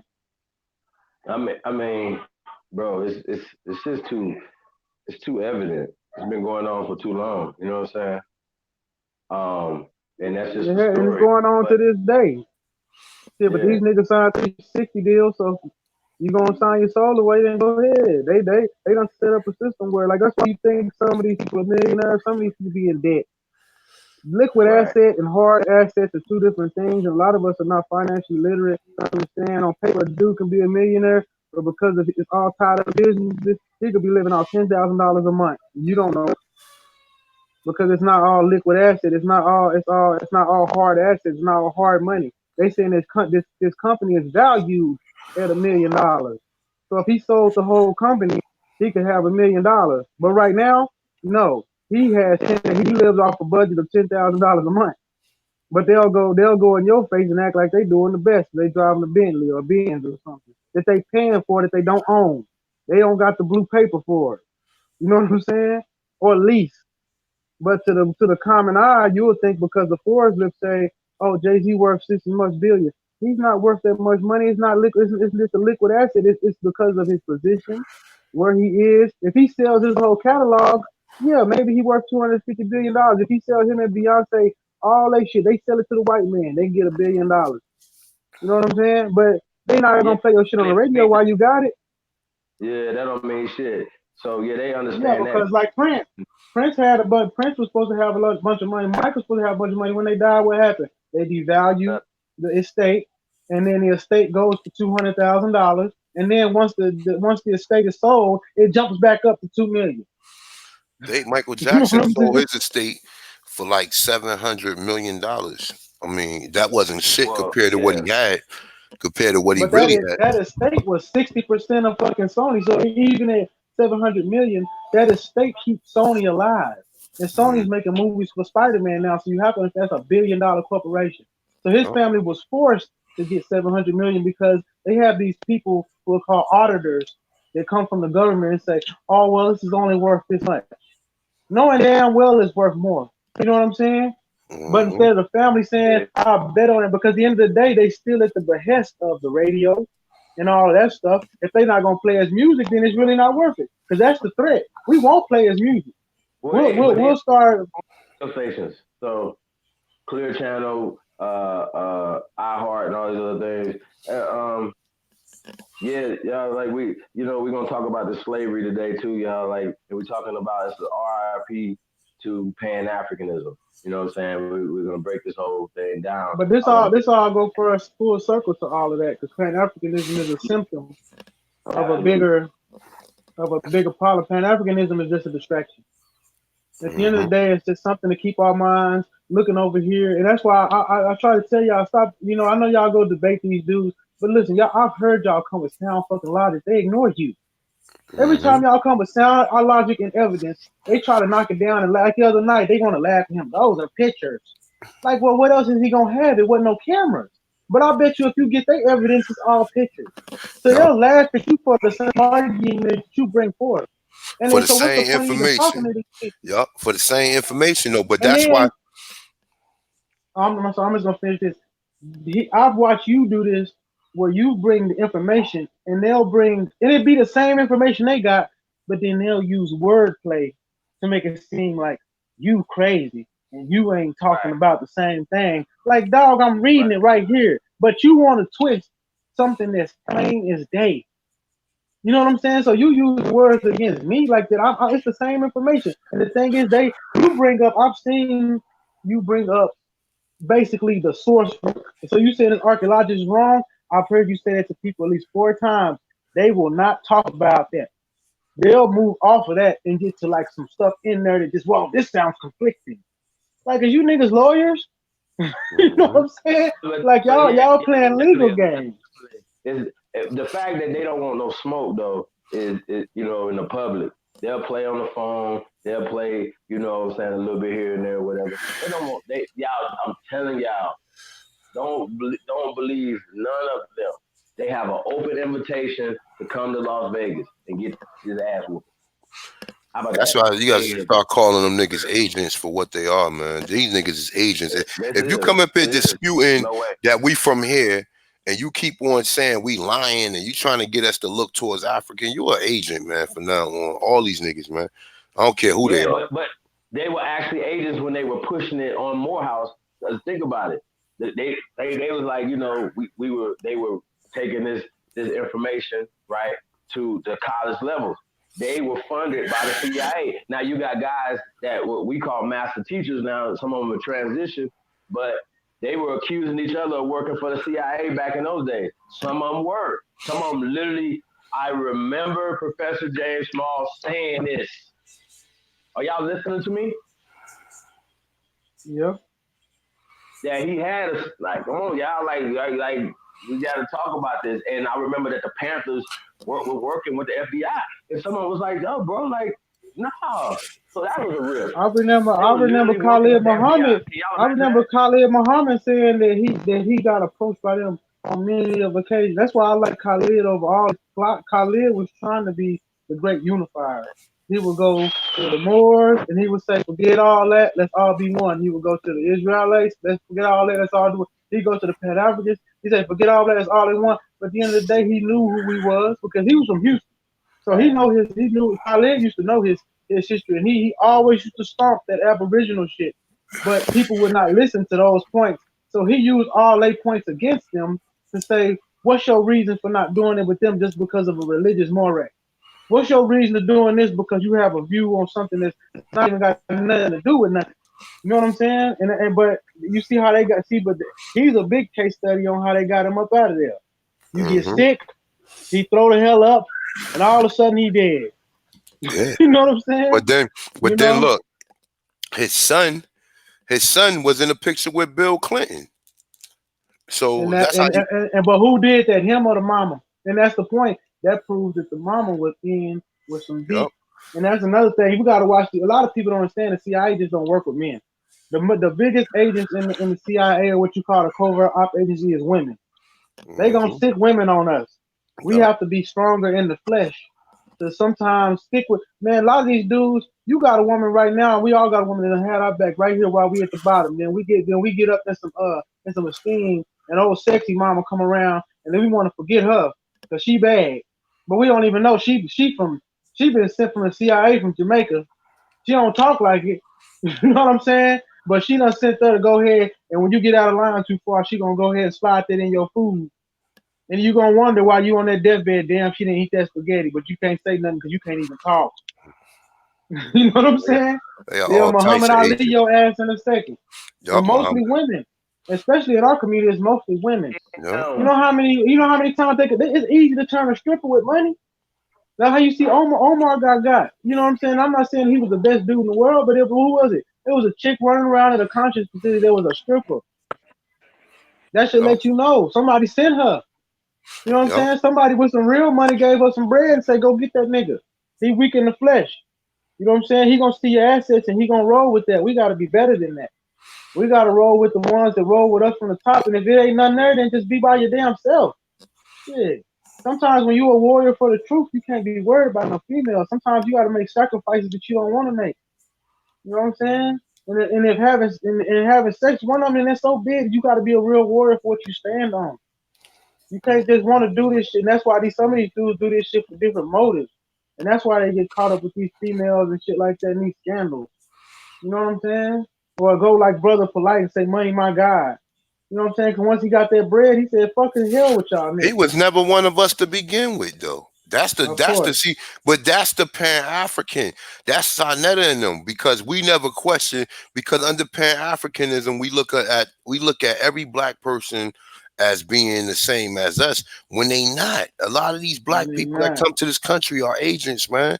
And they agents even the worst way because you think they look like you and then you under the mind control that you are African and then these motherfuckers come here and then they pulled the shit right up under your eyes and you don't even see it. And they've been doing this shit from day one, man. And that's why I will give y'all some more like, think about what the war is on immigration. It's not on the Asian, not on the African, it's not on anything. You know why it's on the Mexican? Because the Mexican agents can't be controlled. Because there's more Mexicans coming from down there that ain't fucking agents. You see what I'm saying? And they can't control that. These other countries, they got full control who get on that plane. Y'all don't know what it takes to become an immigrant to get on a fucking plane. You got to get approved for that shit. You just can't get on a plane and fly from Africa here. Somebody got to vouch for you. You better have a place to stay. You know, the immigration office got to be involved. So a lot of these people, whether Indians, East Asians, whatever you want to call them, that y'all see at the Quickie Mart or whatever they call them in your city, where they selling all the pork and all the bullshit, those people are snitches in their own country. They have to leave. And some of them leave their country in duress. Some of them people leave their country like, you better not ever come back here. We chop your damn throat off. So when you was talking about people from Iran being here, I used to have a teacher when I went to college. I used to play soccer. There was this female used to teach us soccer, be like a trainer, and she would never talk a lot about it. But I got her one time to talk about it. She was over here because her family was in some of her families in the UK. They was working for the anti-government, and the government found out, and they had to be expedited out by the CIA to come over here and do that. So a lot of these people was working against those governments. Like you see, they said they always said some other government they had anti-government rallies. Some of them people that you be over here buying your fucking beer from at the Quickie Mart be anti-government rally motherfuckers. Mm-hmm. You know what I'm saying? And the government said, okay, enough of that. And then they got to get the hell up out of there. They get extradited out. It's called, you know what I'm saying? The CIA has a name for it. But they basically give them a job here, and they give them low interest loans. They give them land. They get everything over us because that's even on the bigger plot. Some Mm-hmm. of them don't even know why they doing it. They just so happy to be over here and not living in a hut no more that they'll do whatever they say. Yep. If they say, even if they said, Master, the niggas don't like us selling this pork, and they begin so mad because of the prices and shit, shut up and just do what the hell I told you to do. You're going to get your money. They ain't got nowhere else to go. You know what I'm saying? And they do it.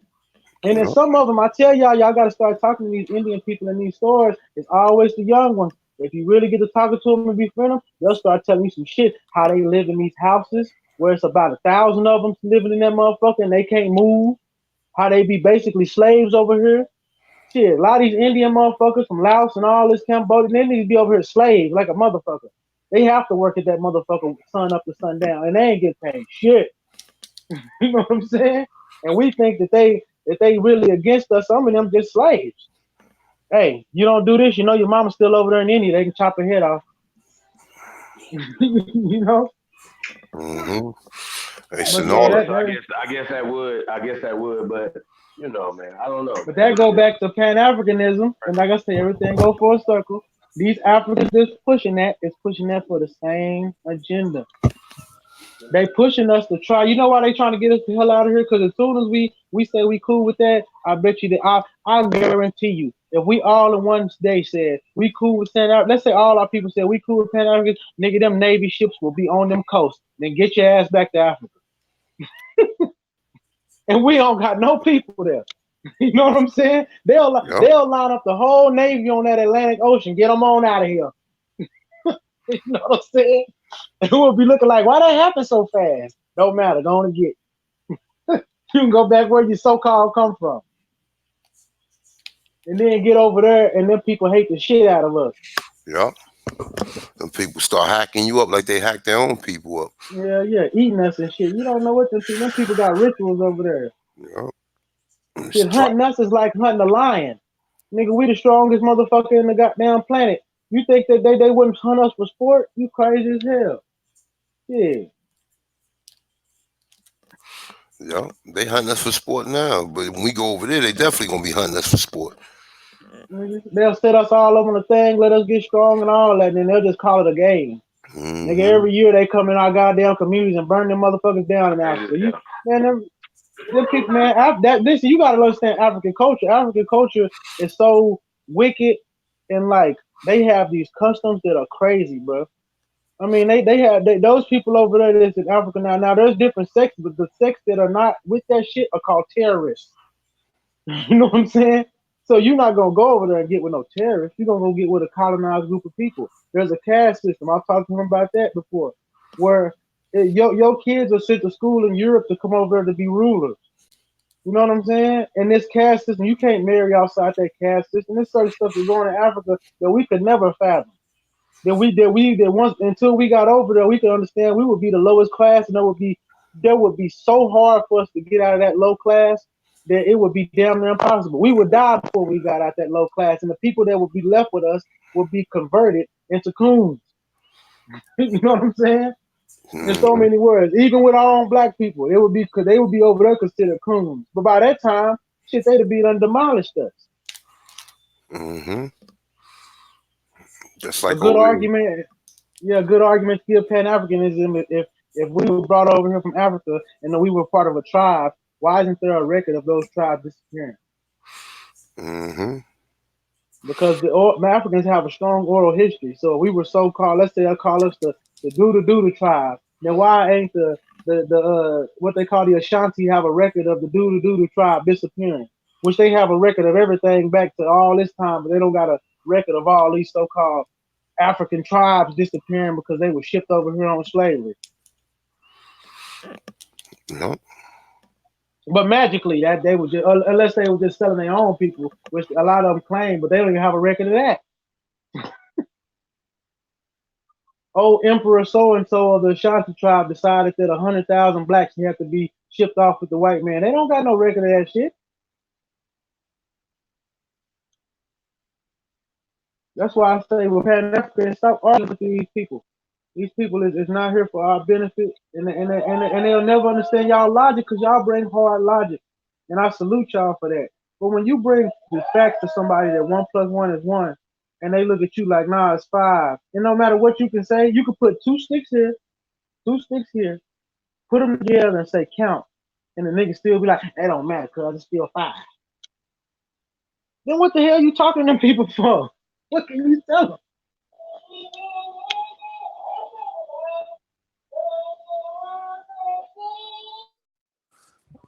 Yo, can y'all hear me? Nonetheless, peace, bro. How you doing? Yo, peace, Chief. What's up, Tri? What's up, Anu? L? Word. Here, in the bell. You know what I mean? Peace to the chat. You know what I'm saying? Had to come on real quick. You know, holler Peace, at y'all. peace, nonetheless. Here in a minute. What's up, bro?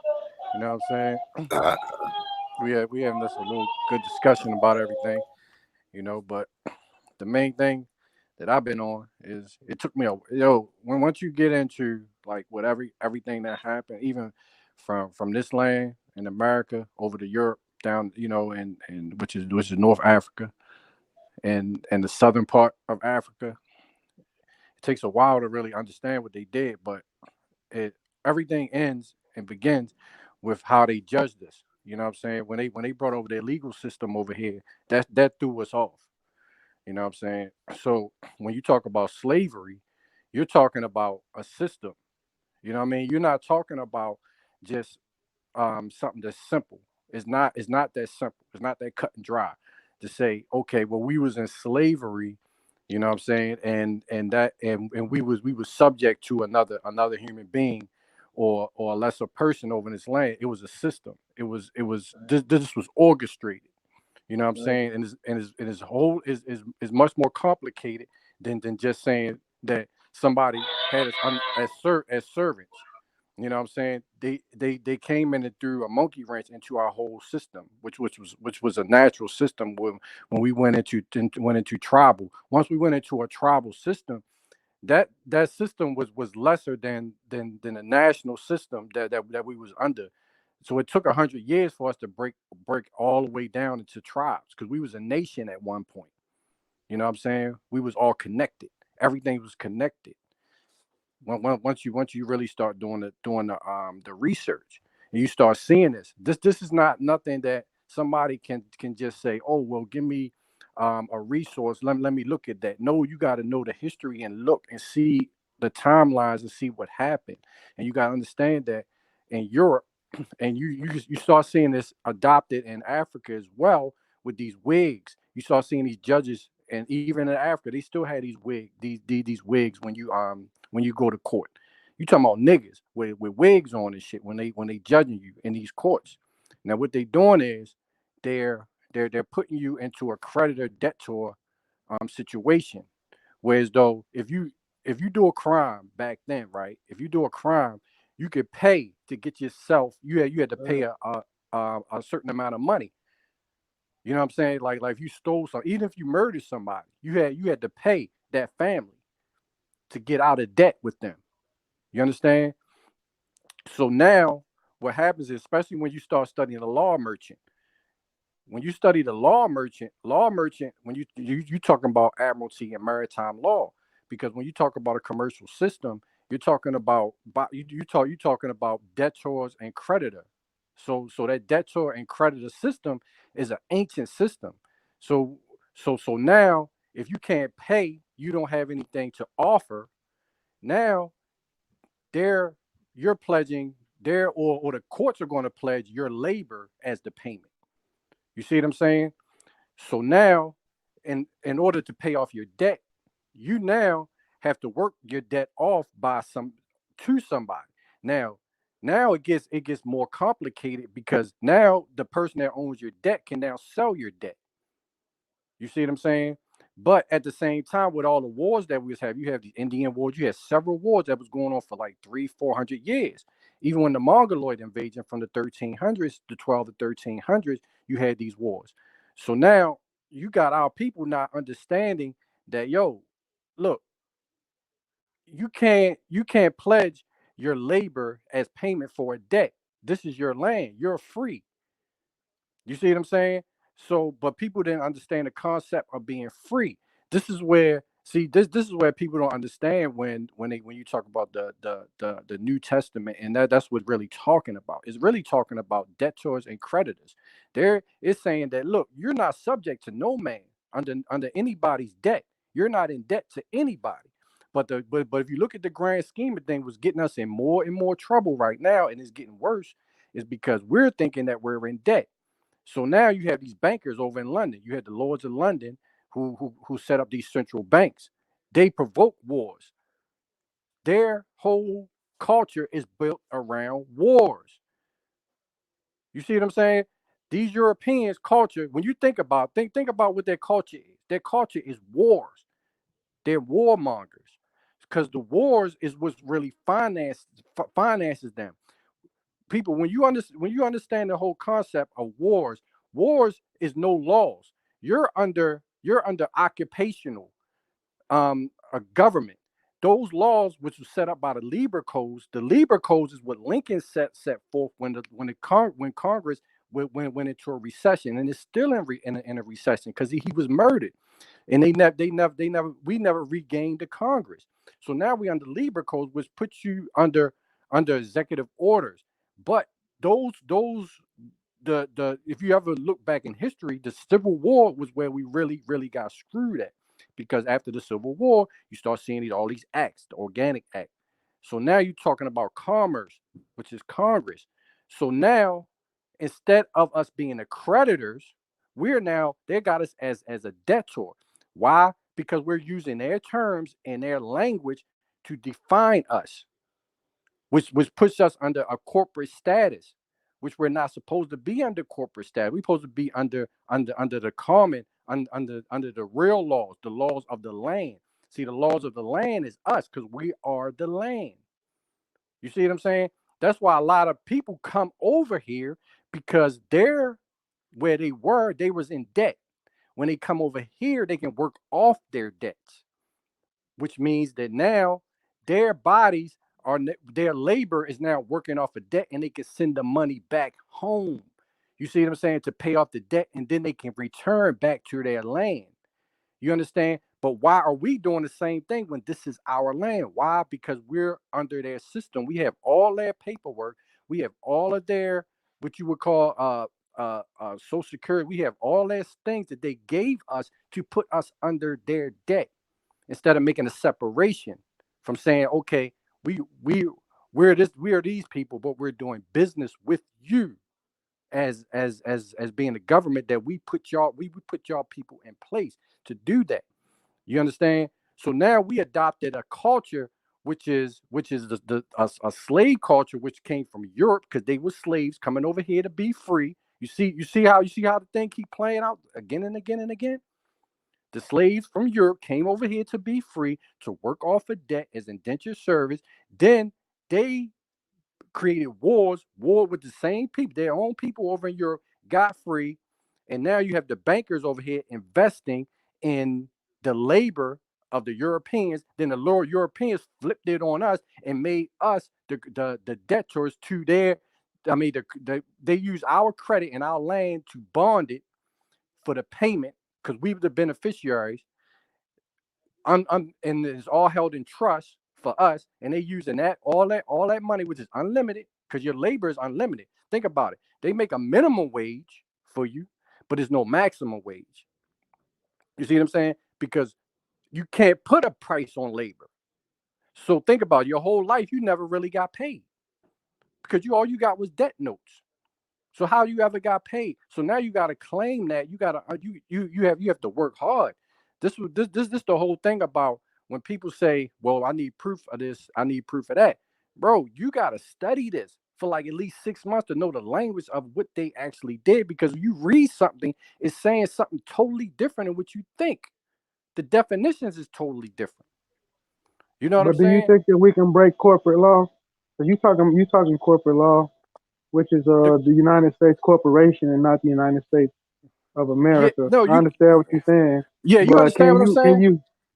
can you actually, and I went through that, but do you really think we can break that corporate law with, because we would have to give up our social security, we'd have to give up now No, no, no, no, no, that's no, no, no, you no, know no, no, no, no, no. You don't have to look, bro. This the whole thing, because a lot of people, a lot of people think that, because they're saying, they think that, okay, we're giving up that. No, I'm not. That's not totally. I'm glad you said that, because but it's who wouldn't not. want to, because that's us being traded on the stock market, you know what I'm No, no, saying, no, like no, bro. Understand this. Everything they did. Okay, let me break this down to you real quick. Okay, because I like to break things down simply, and it's more yeah. it's more That's why I truer. asked, because Right. you saying a lot of stuff that I see I people in the chat saying, like, what is he talking about? And I'm like, it's corporate law. I mean, right. I I know understand. it's Understand what you're saying. But listen. This is exactly what I'm saying.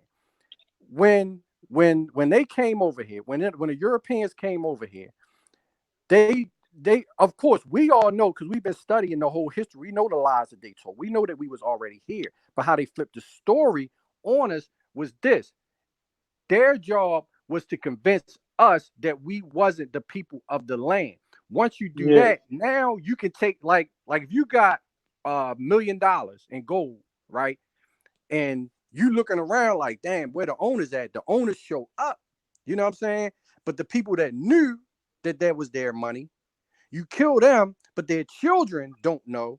But you still have to honor the fact that that's their original money. So now you're raising their children up to not know. So now you're holding the wealth, and now you're pledging it as a bond. So now people you giving people loans off of the descendants the descendants wealth.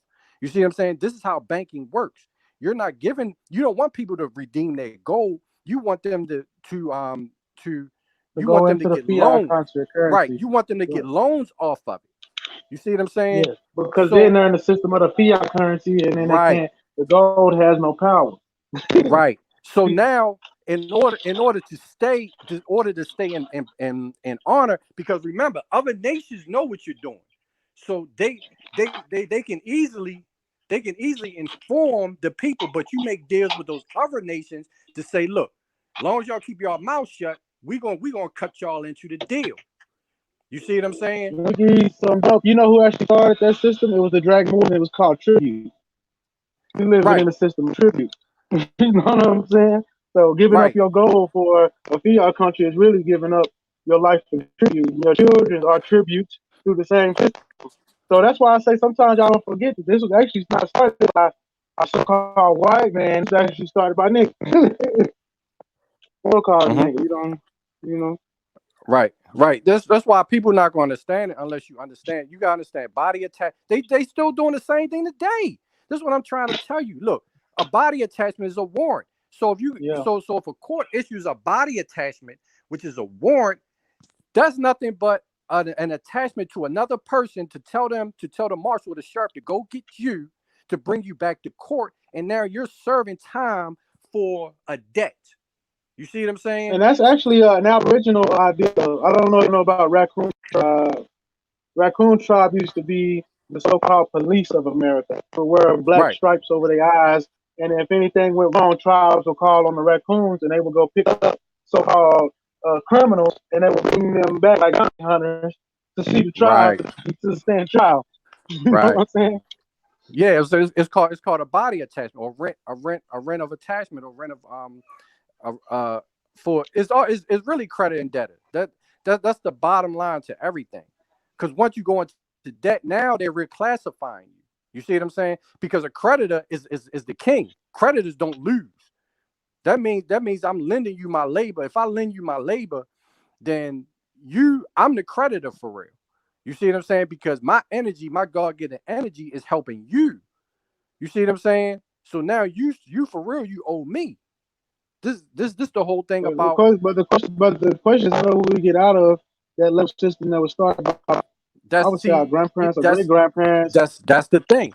That's the thing because they don't want you to they don't want you to know how to do it. You know what I'm saying? Yeah. Because for And I've real, seen a lot of people try. A lot of people on YouTube try to explain how to do it, but they really don't go into it they enough where can't you because actually they can do can't, it. bro. They can't. They can't. They can't. They get attacked, man. I'm telling you, bro. They get attacked, Yeah, bro. This shit is serious. What I'm talking about. This and ain't. I know I what you're can't. talking about, You know what I'm and, I, and saying? I'm not, This and shit I'm is not, and serious. I'm not denying because I went down that rabbit hole, and I've Yeah, seen that you know actually it. what you So said you know. is Yeah, real, but you it's know. dangerous as hell It's because dangerous. once you give up, because Yes. they can kidnap you, then they can do a lot of shit because then you Yeah. give up your rights as so-called citizen of the operation, and then But they can just be like, we there's don't. some But people that think got about away it. with it that's hiding, but Yeah, you got there's because not no niggas talking about it. nope, because they this is where they hiding at. Because look, when you look at the whole thing of our history, it went from the civil rights where they was sicking dogs and shit trying to bring it for real. It was reverse psychology because they like, oh, they had black this a black fountain, this a white fountain. You can't go to our schools with integration and shit, right? To When make we us for think real, that it was better. yeah, to think it was better to do reverse psychology shit on us back in the 60s. Then all of a You sudden know they that's went that into this, Marvin. That's Marvin Sanger and all them other motherfuckers using yeah, the psychology and sellouts. to And weaponize that shit. that's where the main problem is because the sellouts is really holding us back. Because you get all these niggas coming in here into this country, or you get all these motherfuckers that know the deal. They know the deal. They know that we being screwed. They don't want to teach us the system. They don't want to teach us the original science But how about this? Most of those Africans got Caucasian on their damn IDs. Because they are. They They are. got white on their IDs. They like most Because niggas they don't know. are. Go ask your African friends what they let them show you their ID. They see trip. Because they are. Because Look, bro, when you look at the real history, when you look at the Janissaries and the Mamelukes, those people was raised. A lot of these white tribes was raised to war. So if you was the black nobility, you went and raised up these white slaves to war to for you. war, You dragon see what I'm war. saying? And send them Yeah. over here. You know what I mean? We had the same system, but that goes back to Argentina. So we were sending these white folks to war against each other. You know what I'm saying? Then they rose up. You know what I'm saying? But the law merchant and all that stuff comes from the trading between our nations around the world. And we was they would pledge their bodies as payment. This is why Yep. this It's is where the tribute. harems came from. Yeah, they started trading white women. You know what I'm saying? Because the black man was the only one that could get her pregnant. They couldn't get her pregnant at first. You know what I'm saying? And that's why I go back to we dealing with somebody said earlier to stop blaming the white man. And I say that to a little bit because a lot of this science comes from us. A yeah, it lot of comes from us. science comes from our It comes from sellouts, what us. you would call our traders, Yep. going It came and from actually us, giving bro. them the power of the DNA and Yep. changing their DNA Yep. and a bunch of other Mm-hmm. shit. But they using Mm-hmm. our system against us. Yes. It's not like this ain't our system. This is our system. It's just they subverted it and bastardized it and made it to Right. where it's actually working against us now. But Right. again, we are people of change. We can change that as long as we put our mind to it. It's all our legislation. You know what I'm saying? Everything that Man, we you deal ain't with lying today is about that. something that we already created. It's All we have conscious. to Yep. do is just like we Yep. do anything else, and just start learning how to move in it to where it's the best for us. But Yep. that comes with it. And like I said, that comes with war. Because once you start changing shit to where they can't get what they want to do, like they say food stamps, and everybody think that's a black issue. No, man, most of these white people, West Virginia is the most food stamp written motherfucking place in America, and it's mostly white people. A lot of this system is set up to help them, but when it come to us, they won't give us those rights. You know what I'm saying? But we can reuse them. We just have to change these civil rights bills and update them.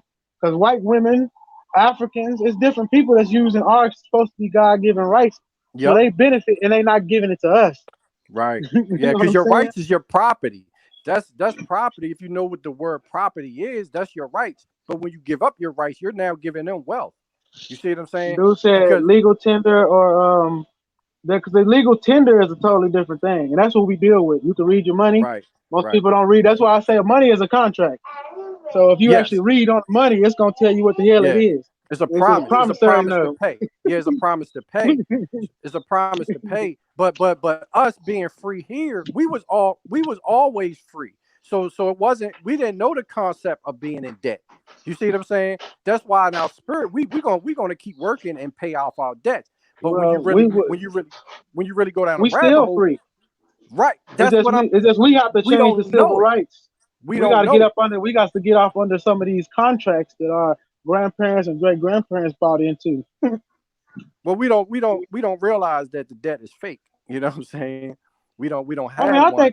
I think most brothers understand, or I hope have understand the fiat currency at this day and age. I mean, that's even the white boys talking about that because some of these poor whites they know that shit gonna come for them too. You know what I'm saying? It's a lot of people in this country that's been here that they starting to even these white boys starting to wake up and say, wait a minute, because they about to be in the same position of us when the next phase go in. Because they slave, they more for real, they starting to realize that they more enslaved than we are. Because look, a lot of them have to be citizens. They have to be. Or because look, if we say we not citizens, where they gonna send us? They can't send us nowhere. No, except You for a see what I'm prison, saying? they send it to the box. that's Well, that's where most niggas that's going today. but yeah, that's where the body attachments come from. This is where the law merchant they're still using it. They still using the same exact system. Ain't nothing changed except for the wording and the definitions. That's what they changed up. But the slavery, all this other shit, far as pledging your labor and the payment, all that shit is still in play. It's just more sophisticated now. Yeah. It's more I sophisticated. don't even think it's more sophisticated. I think they simplified a lot of stuff, but the sophistication comes from the simplification of a sophisticated system. I know that sounds crazy to say, but if we actually break it down, like if you can break that down, you understand it's really not that explicit. It's just there's it's harder. They simplified it to where it's harder to find loopholes out of it. You know what I'm saying? It's almost like instead of going A to Z, they don't bring it to A to F.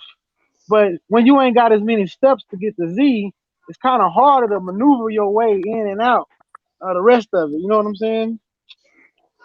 Right. But there's nobody out here teaching how to get out of that. And then people that do, There's like you say, they get It's hard. attacked. Yeah. You can't, man, bro. You can't find the whole whatever they're doing. You're not going to really be able to find the true elements and the step by step of what's going on. I mean, you can, and I don't doubt that there's brothers out here who have, but when you start talking about it, you know what I'm saying? When you actually start putting the pieces together, your ass is in trouble. Yeah, because you know what I'm saying? 'Cause we still at war. Learning the public. Yeah, exactly. That's another thing that is calling us Aboriginals. We have not signed treaties. A lot of people don't understand. That's why I was telling them about making our own tribe, because most people don't understand that if you take on some of these tribal names, you don't understand. Some of these people we ain't signed treaties. We still prisoners of war, and we still at war to this day. We haven't signed treaties with these people to tell them to get off our back. So shit, we under their system. We still at war.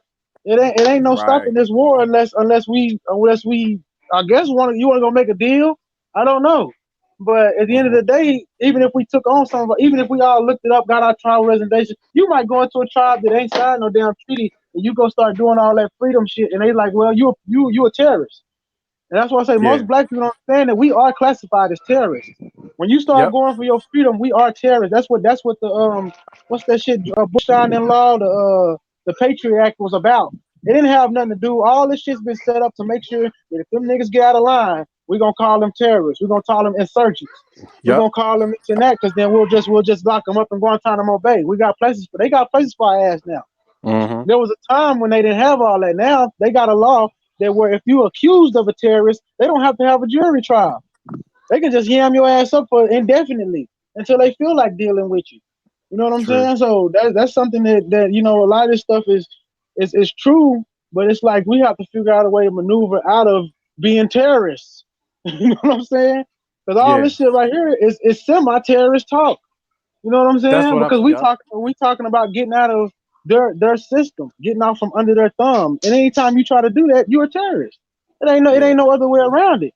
Shit, you don't want to do this. You don't want to pay tribute. You a terrorist. You know what I'm saying? Yep. If you don't want to pay you don't want to pay to this foreign government that's here, that's ran by the British, still ran by the British, still ran by the Vatican. We paying them the interest on the loan that they gave to the United States. And then at the end of the day, that's why we go to war with countries that actually fight for their freedom, aka Iran, Venezuela, all those countries that nationalize their resources to where the money goes to the people. And they say, oh, you don't want to pay tribute from that oil. You don't want to let Shell come in there. You don't want to let multinational government corporations come in and rape you. Then fuck it. We got something for your ass. Mm-hmm. You know what I'm saying? We'll cause a propaganda organization, and black propaganda has been going ever since this conscious, what you call the awakening of us. If you ain't noticed the police shootings, all that shit to get us looking at other areas, all this shit start happening when all of us start waking up, when all of us start looking for the truth. A lot of the shit that happened to us today in the news is only because they started seeing, because of the algorithm of the internet, hey, these motherfuckers really looking into that shit. You know what I'm saying? We need to do something to get their eyes on something else. You know what I'm saying? This country runs on magicians. On one hand, they got the apple in their hand, but while you ain't looking, they took your wallet. You know what I'm saying? That's why I say sometimes y'all should go look up them magicians that had them people on stage, and they take their belt and they take their wallet, and then start listening to how they do it. It's all about touching here and getting their eyes looking over here. Then I can get to their wallet and I can do all of this. Them pickpocket magicians, and then you'll understand what's really going on out here. They pickpocket magicians. They touching you on your shoulder, but the whole time they just slip your wallet out. Next thing you know, they got the belt off you. Next thing you know, looking up like, why the hell am I in my drawers? You know what I'm saying? Like what they done here.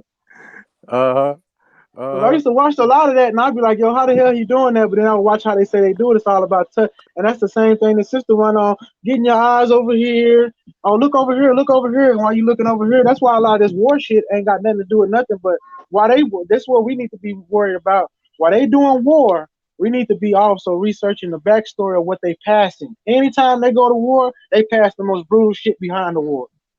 Thank you, So bro. while we worried about Iran and all that shit, man, behind the scenes, they probably passed some goddamn bullshit in the damn Senate right now. And we don't even know it.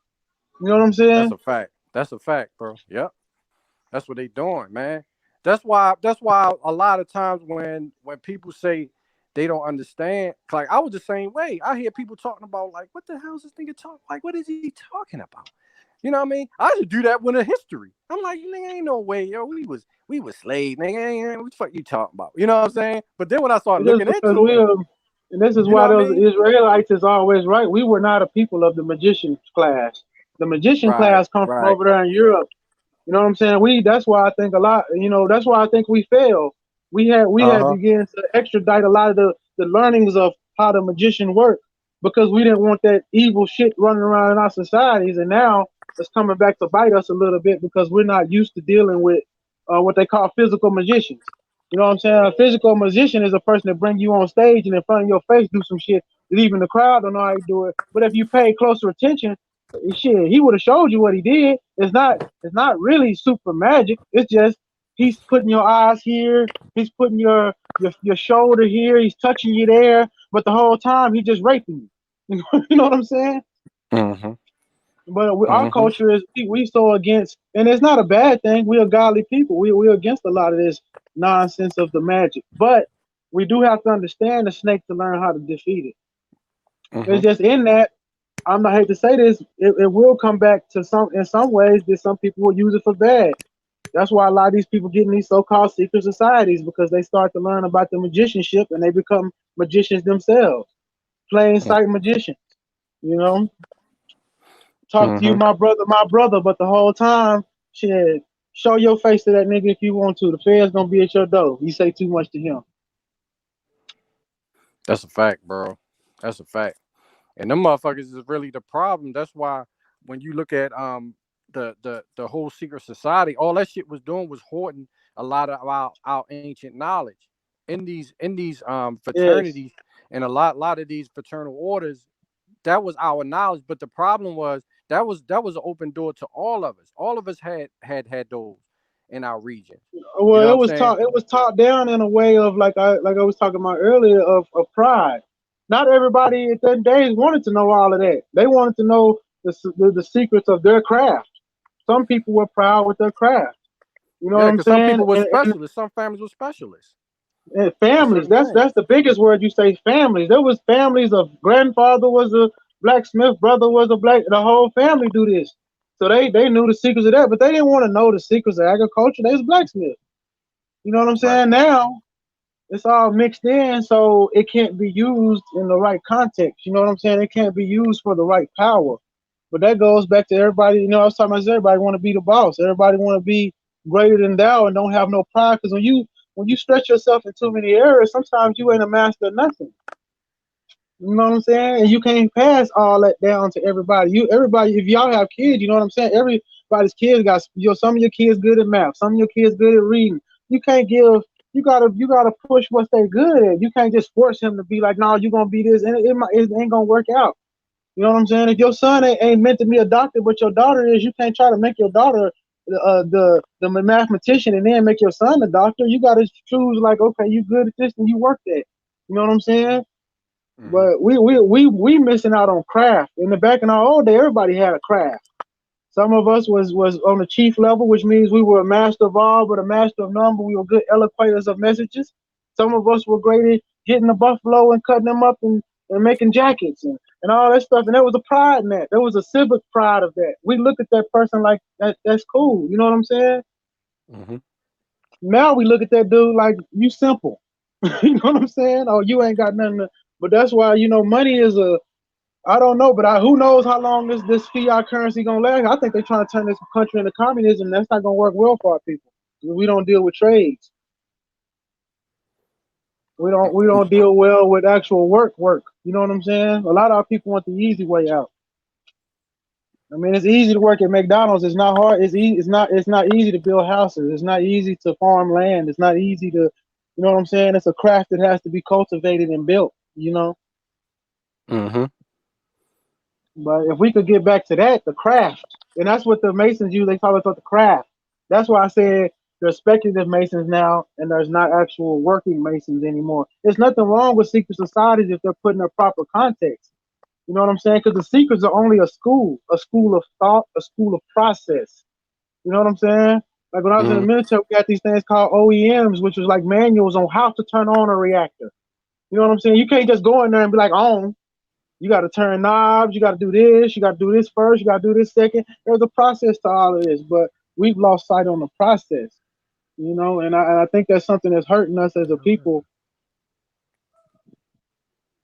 so that we can actually make something change. But we can make this shake, man. It's just all about focus and stop worrying about the masses and worry about the chosen.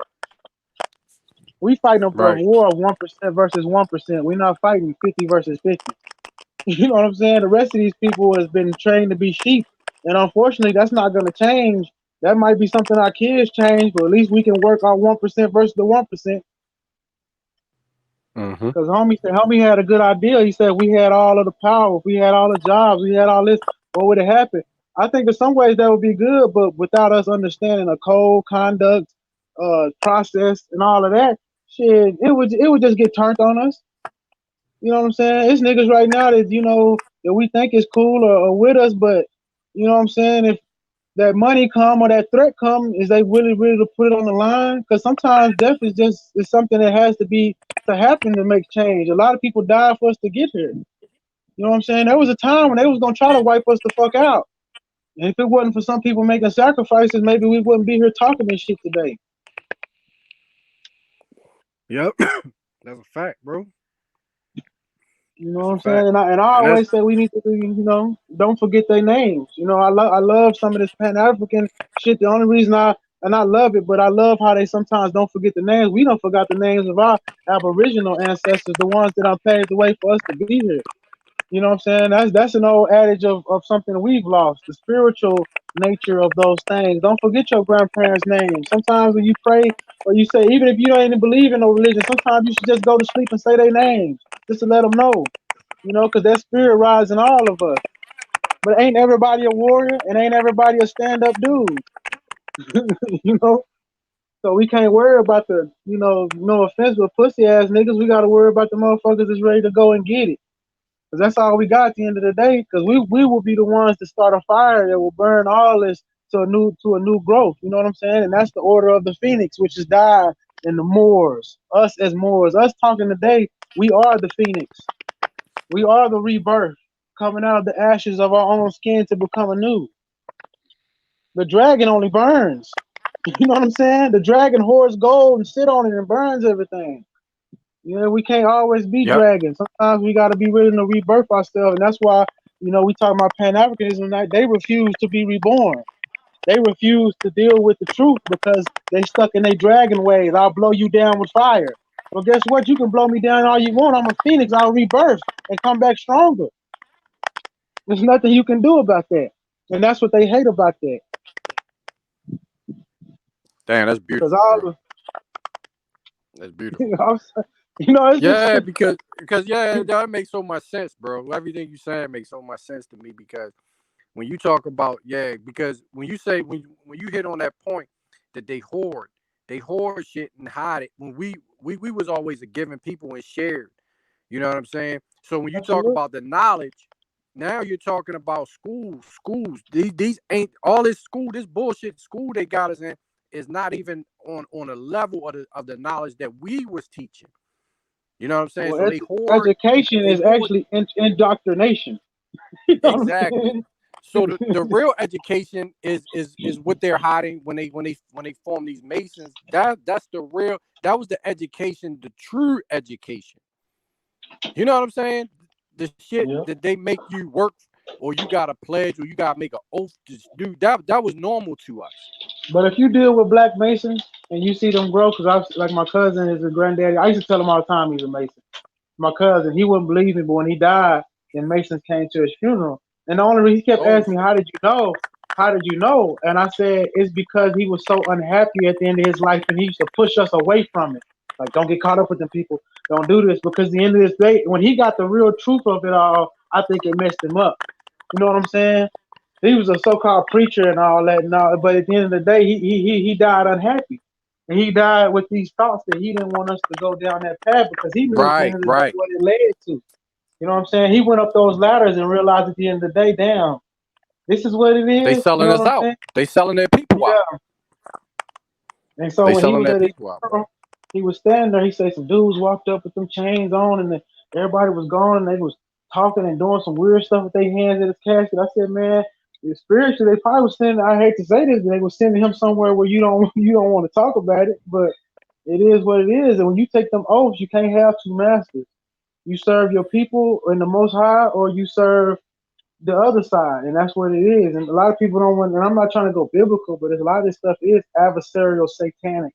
There's actual cult. There's a cult that's been around us as a people that's been here forever doing that. You know what I'm saying? The anti. You know what I'm saying? You can call it whatever you want, but they don't want to see. You call it elitism, you can call it satanic Luciferianism, Saturnian, whatever you want to call it. But these people are here to make sure that we don't see what they, because they know what's going to happen. There's no stopping us. As phoenixes, there's no stopping us, because you can't burn us down. We will always grow out of the ashes. So all they can do is try to put a block there while they hold on to what they got, while they hold their baby, their little white baby in their arms, and say, I'm going to grow him up. You know what I'm saying? I'm going to turn him into a standing man. He ain't going to be a monkey no more. No, you can't save that baby. You know what I'm saying? If that baby is between us and freedom, then we got to be willing to do whatever it needs be to see us go. But it's not going to be all of us. And in a caste system that unfortunately this world's been on a long time, some of us are leaders and some of us are not. It's always been a world of sheep. It's just we had a system at one time to put them in a place where they could be proud of their craft or whatever they're doing. Now they just sheep. Now they just wander around aimlessly looking for some amount of money or whatever. You know what I'm saying? Some niggas just looking Mm-hmm. for a broad. You know what I'm saying? Some niggas looking for a fancy car. They just wandering around aimlessly looking for something that don't mean nothing, because there's no pride Thank in you, the craft. bro. That's the whole thing, that none of this shit means anything. It doesn't. So when we say that well, these people are stealing, they stealing something that we already got. You know what I'm saying? Like they didn't steal nothing. It's still here. Yeah, they just using our You know what I'm system saying? to put us in. Because I mean, that's why I say, and I do agree with some people say stop playing black men. Because at the end of the day, we dealing, and I've told this to them. I think we dealing with a class of magicians that are our own people. They Yeah, these class of that's magicians, the rogue priests, whatever you want to call them, and they in plain sight. that's it. They in every city we live in, and That's just it. because the mayor say he the mayor, that mayor answer to them niggas. You know what I'm saying? Because Yo, that's their baby. they ain't nothing but That white puppets. They that nothing but white boy is puppets. their Anybody baby. in the public is a puppet. That's not the people that's running Yeah, everything. You don't see the that's people true. that's running everything. Or you do, you just don't know it. You probably see the Right, nigga every right, day at the barbershop and don't know. I'm just being real with you. That nigga be getting his right. haircut right with you, listening to all y'all niggas talk about that shit, and going back and telling them how to turn it against you. Oh, that's what they Yo, thinking. That's what they planning and shit. You know what I'm yeah, saying? Because yeah, that's it. that white boy is their baby. And a lot of us don't understand that. When they brought him out their cage, that's their baby. That's Right. their little hybrid baby. They not gonna let you kill their baby. You know what I'm saying? That's their war front. That's their war. Like you said, they were moving them as warriors. That's their army. Thank you. You know what I'm saying? You niggas can't have nothing, because as long as I got this army in between you and me, I can stand right here next to you and you'll think I'm just you. Because you so blind and look at them and say, oh, he the pot. No, nigga, I'm right here in this barbershop listening, bro. It's cool. Because you're not gonna, but I'm gonna make sure my baby is equipped. I'm gonna make sure my baby got the means to stop you niggas from getting to me. You know what I'm saying? Yep, Because yep. we white people ain't smart enough to pull this shit off, and I cannot believe that they are. They not. I have no. There's no way for them to be this young as a so-called race. There's no way. We got too many years and too many thousands of ideas, and all this system is based off of our system. That mean they just. They're using all our shit to do all this. That means at the end of the day, they still have a master that looks just like us that has to explain this shit to them. Everything we do is they copy. How many times I Right. see white boys running around the city and motherfucking, the way they wear their jeans and they hats now. Man, they wasn't doing that years ago. They was wearing high waters, doing a twist. And that's even an Ozzy Brothers song. You know what I'm saying? They doing a twist. Don't even know that's a black song itself. We've been having these motherfuckers dancing since the damn 50s. You know what I'm saying? So they don't create nothing. So at the end of the day, it's Right. got to be some of our own people sitting there taking care of their baby, coddling them. You know what I'm saying? Putting them in a position to look like they winning. Because most of these white people in debt. Most of these white people There got so you much go. debt. That's why that you don't even like. Black people don't know nothing about that. These white people live off of credit. Yo, You know what I'm hey, saying? That's what I was saying. That's what exactly. They living off our credit. Off right. our So bodies. Yes. we're gonna set this stream down and we're gonna start another one up with Sister Betty Love. So you guys are definitely, I'm sure she wouldn't mind you guys sitting No, down. I'm sorry. I know we got off the maybe. I thought this all full circle on Pan African shit, but I Yeah, really no, appreciate you having okay, me on, my fam. I can, no problem, man. Anytime. Um, like I said, you guys are definitely welcome. So we're gonna shut this one down, y'all. Stay tuned. We're gonna come back in with Sister Betty Love. So That's all we'll see good. you guys in a minute. All right, peace. All right. Peace Peace to and love. God. Yeah, I'm Peace and love, sorry. I'm everybody. sorry if we went off the rails or something. I'm sorry. Nah, it's all good.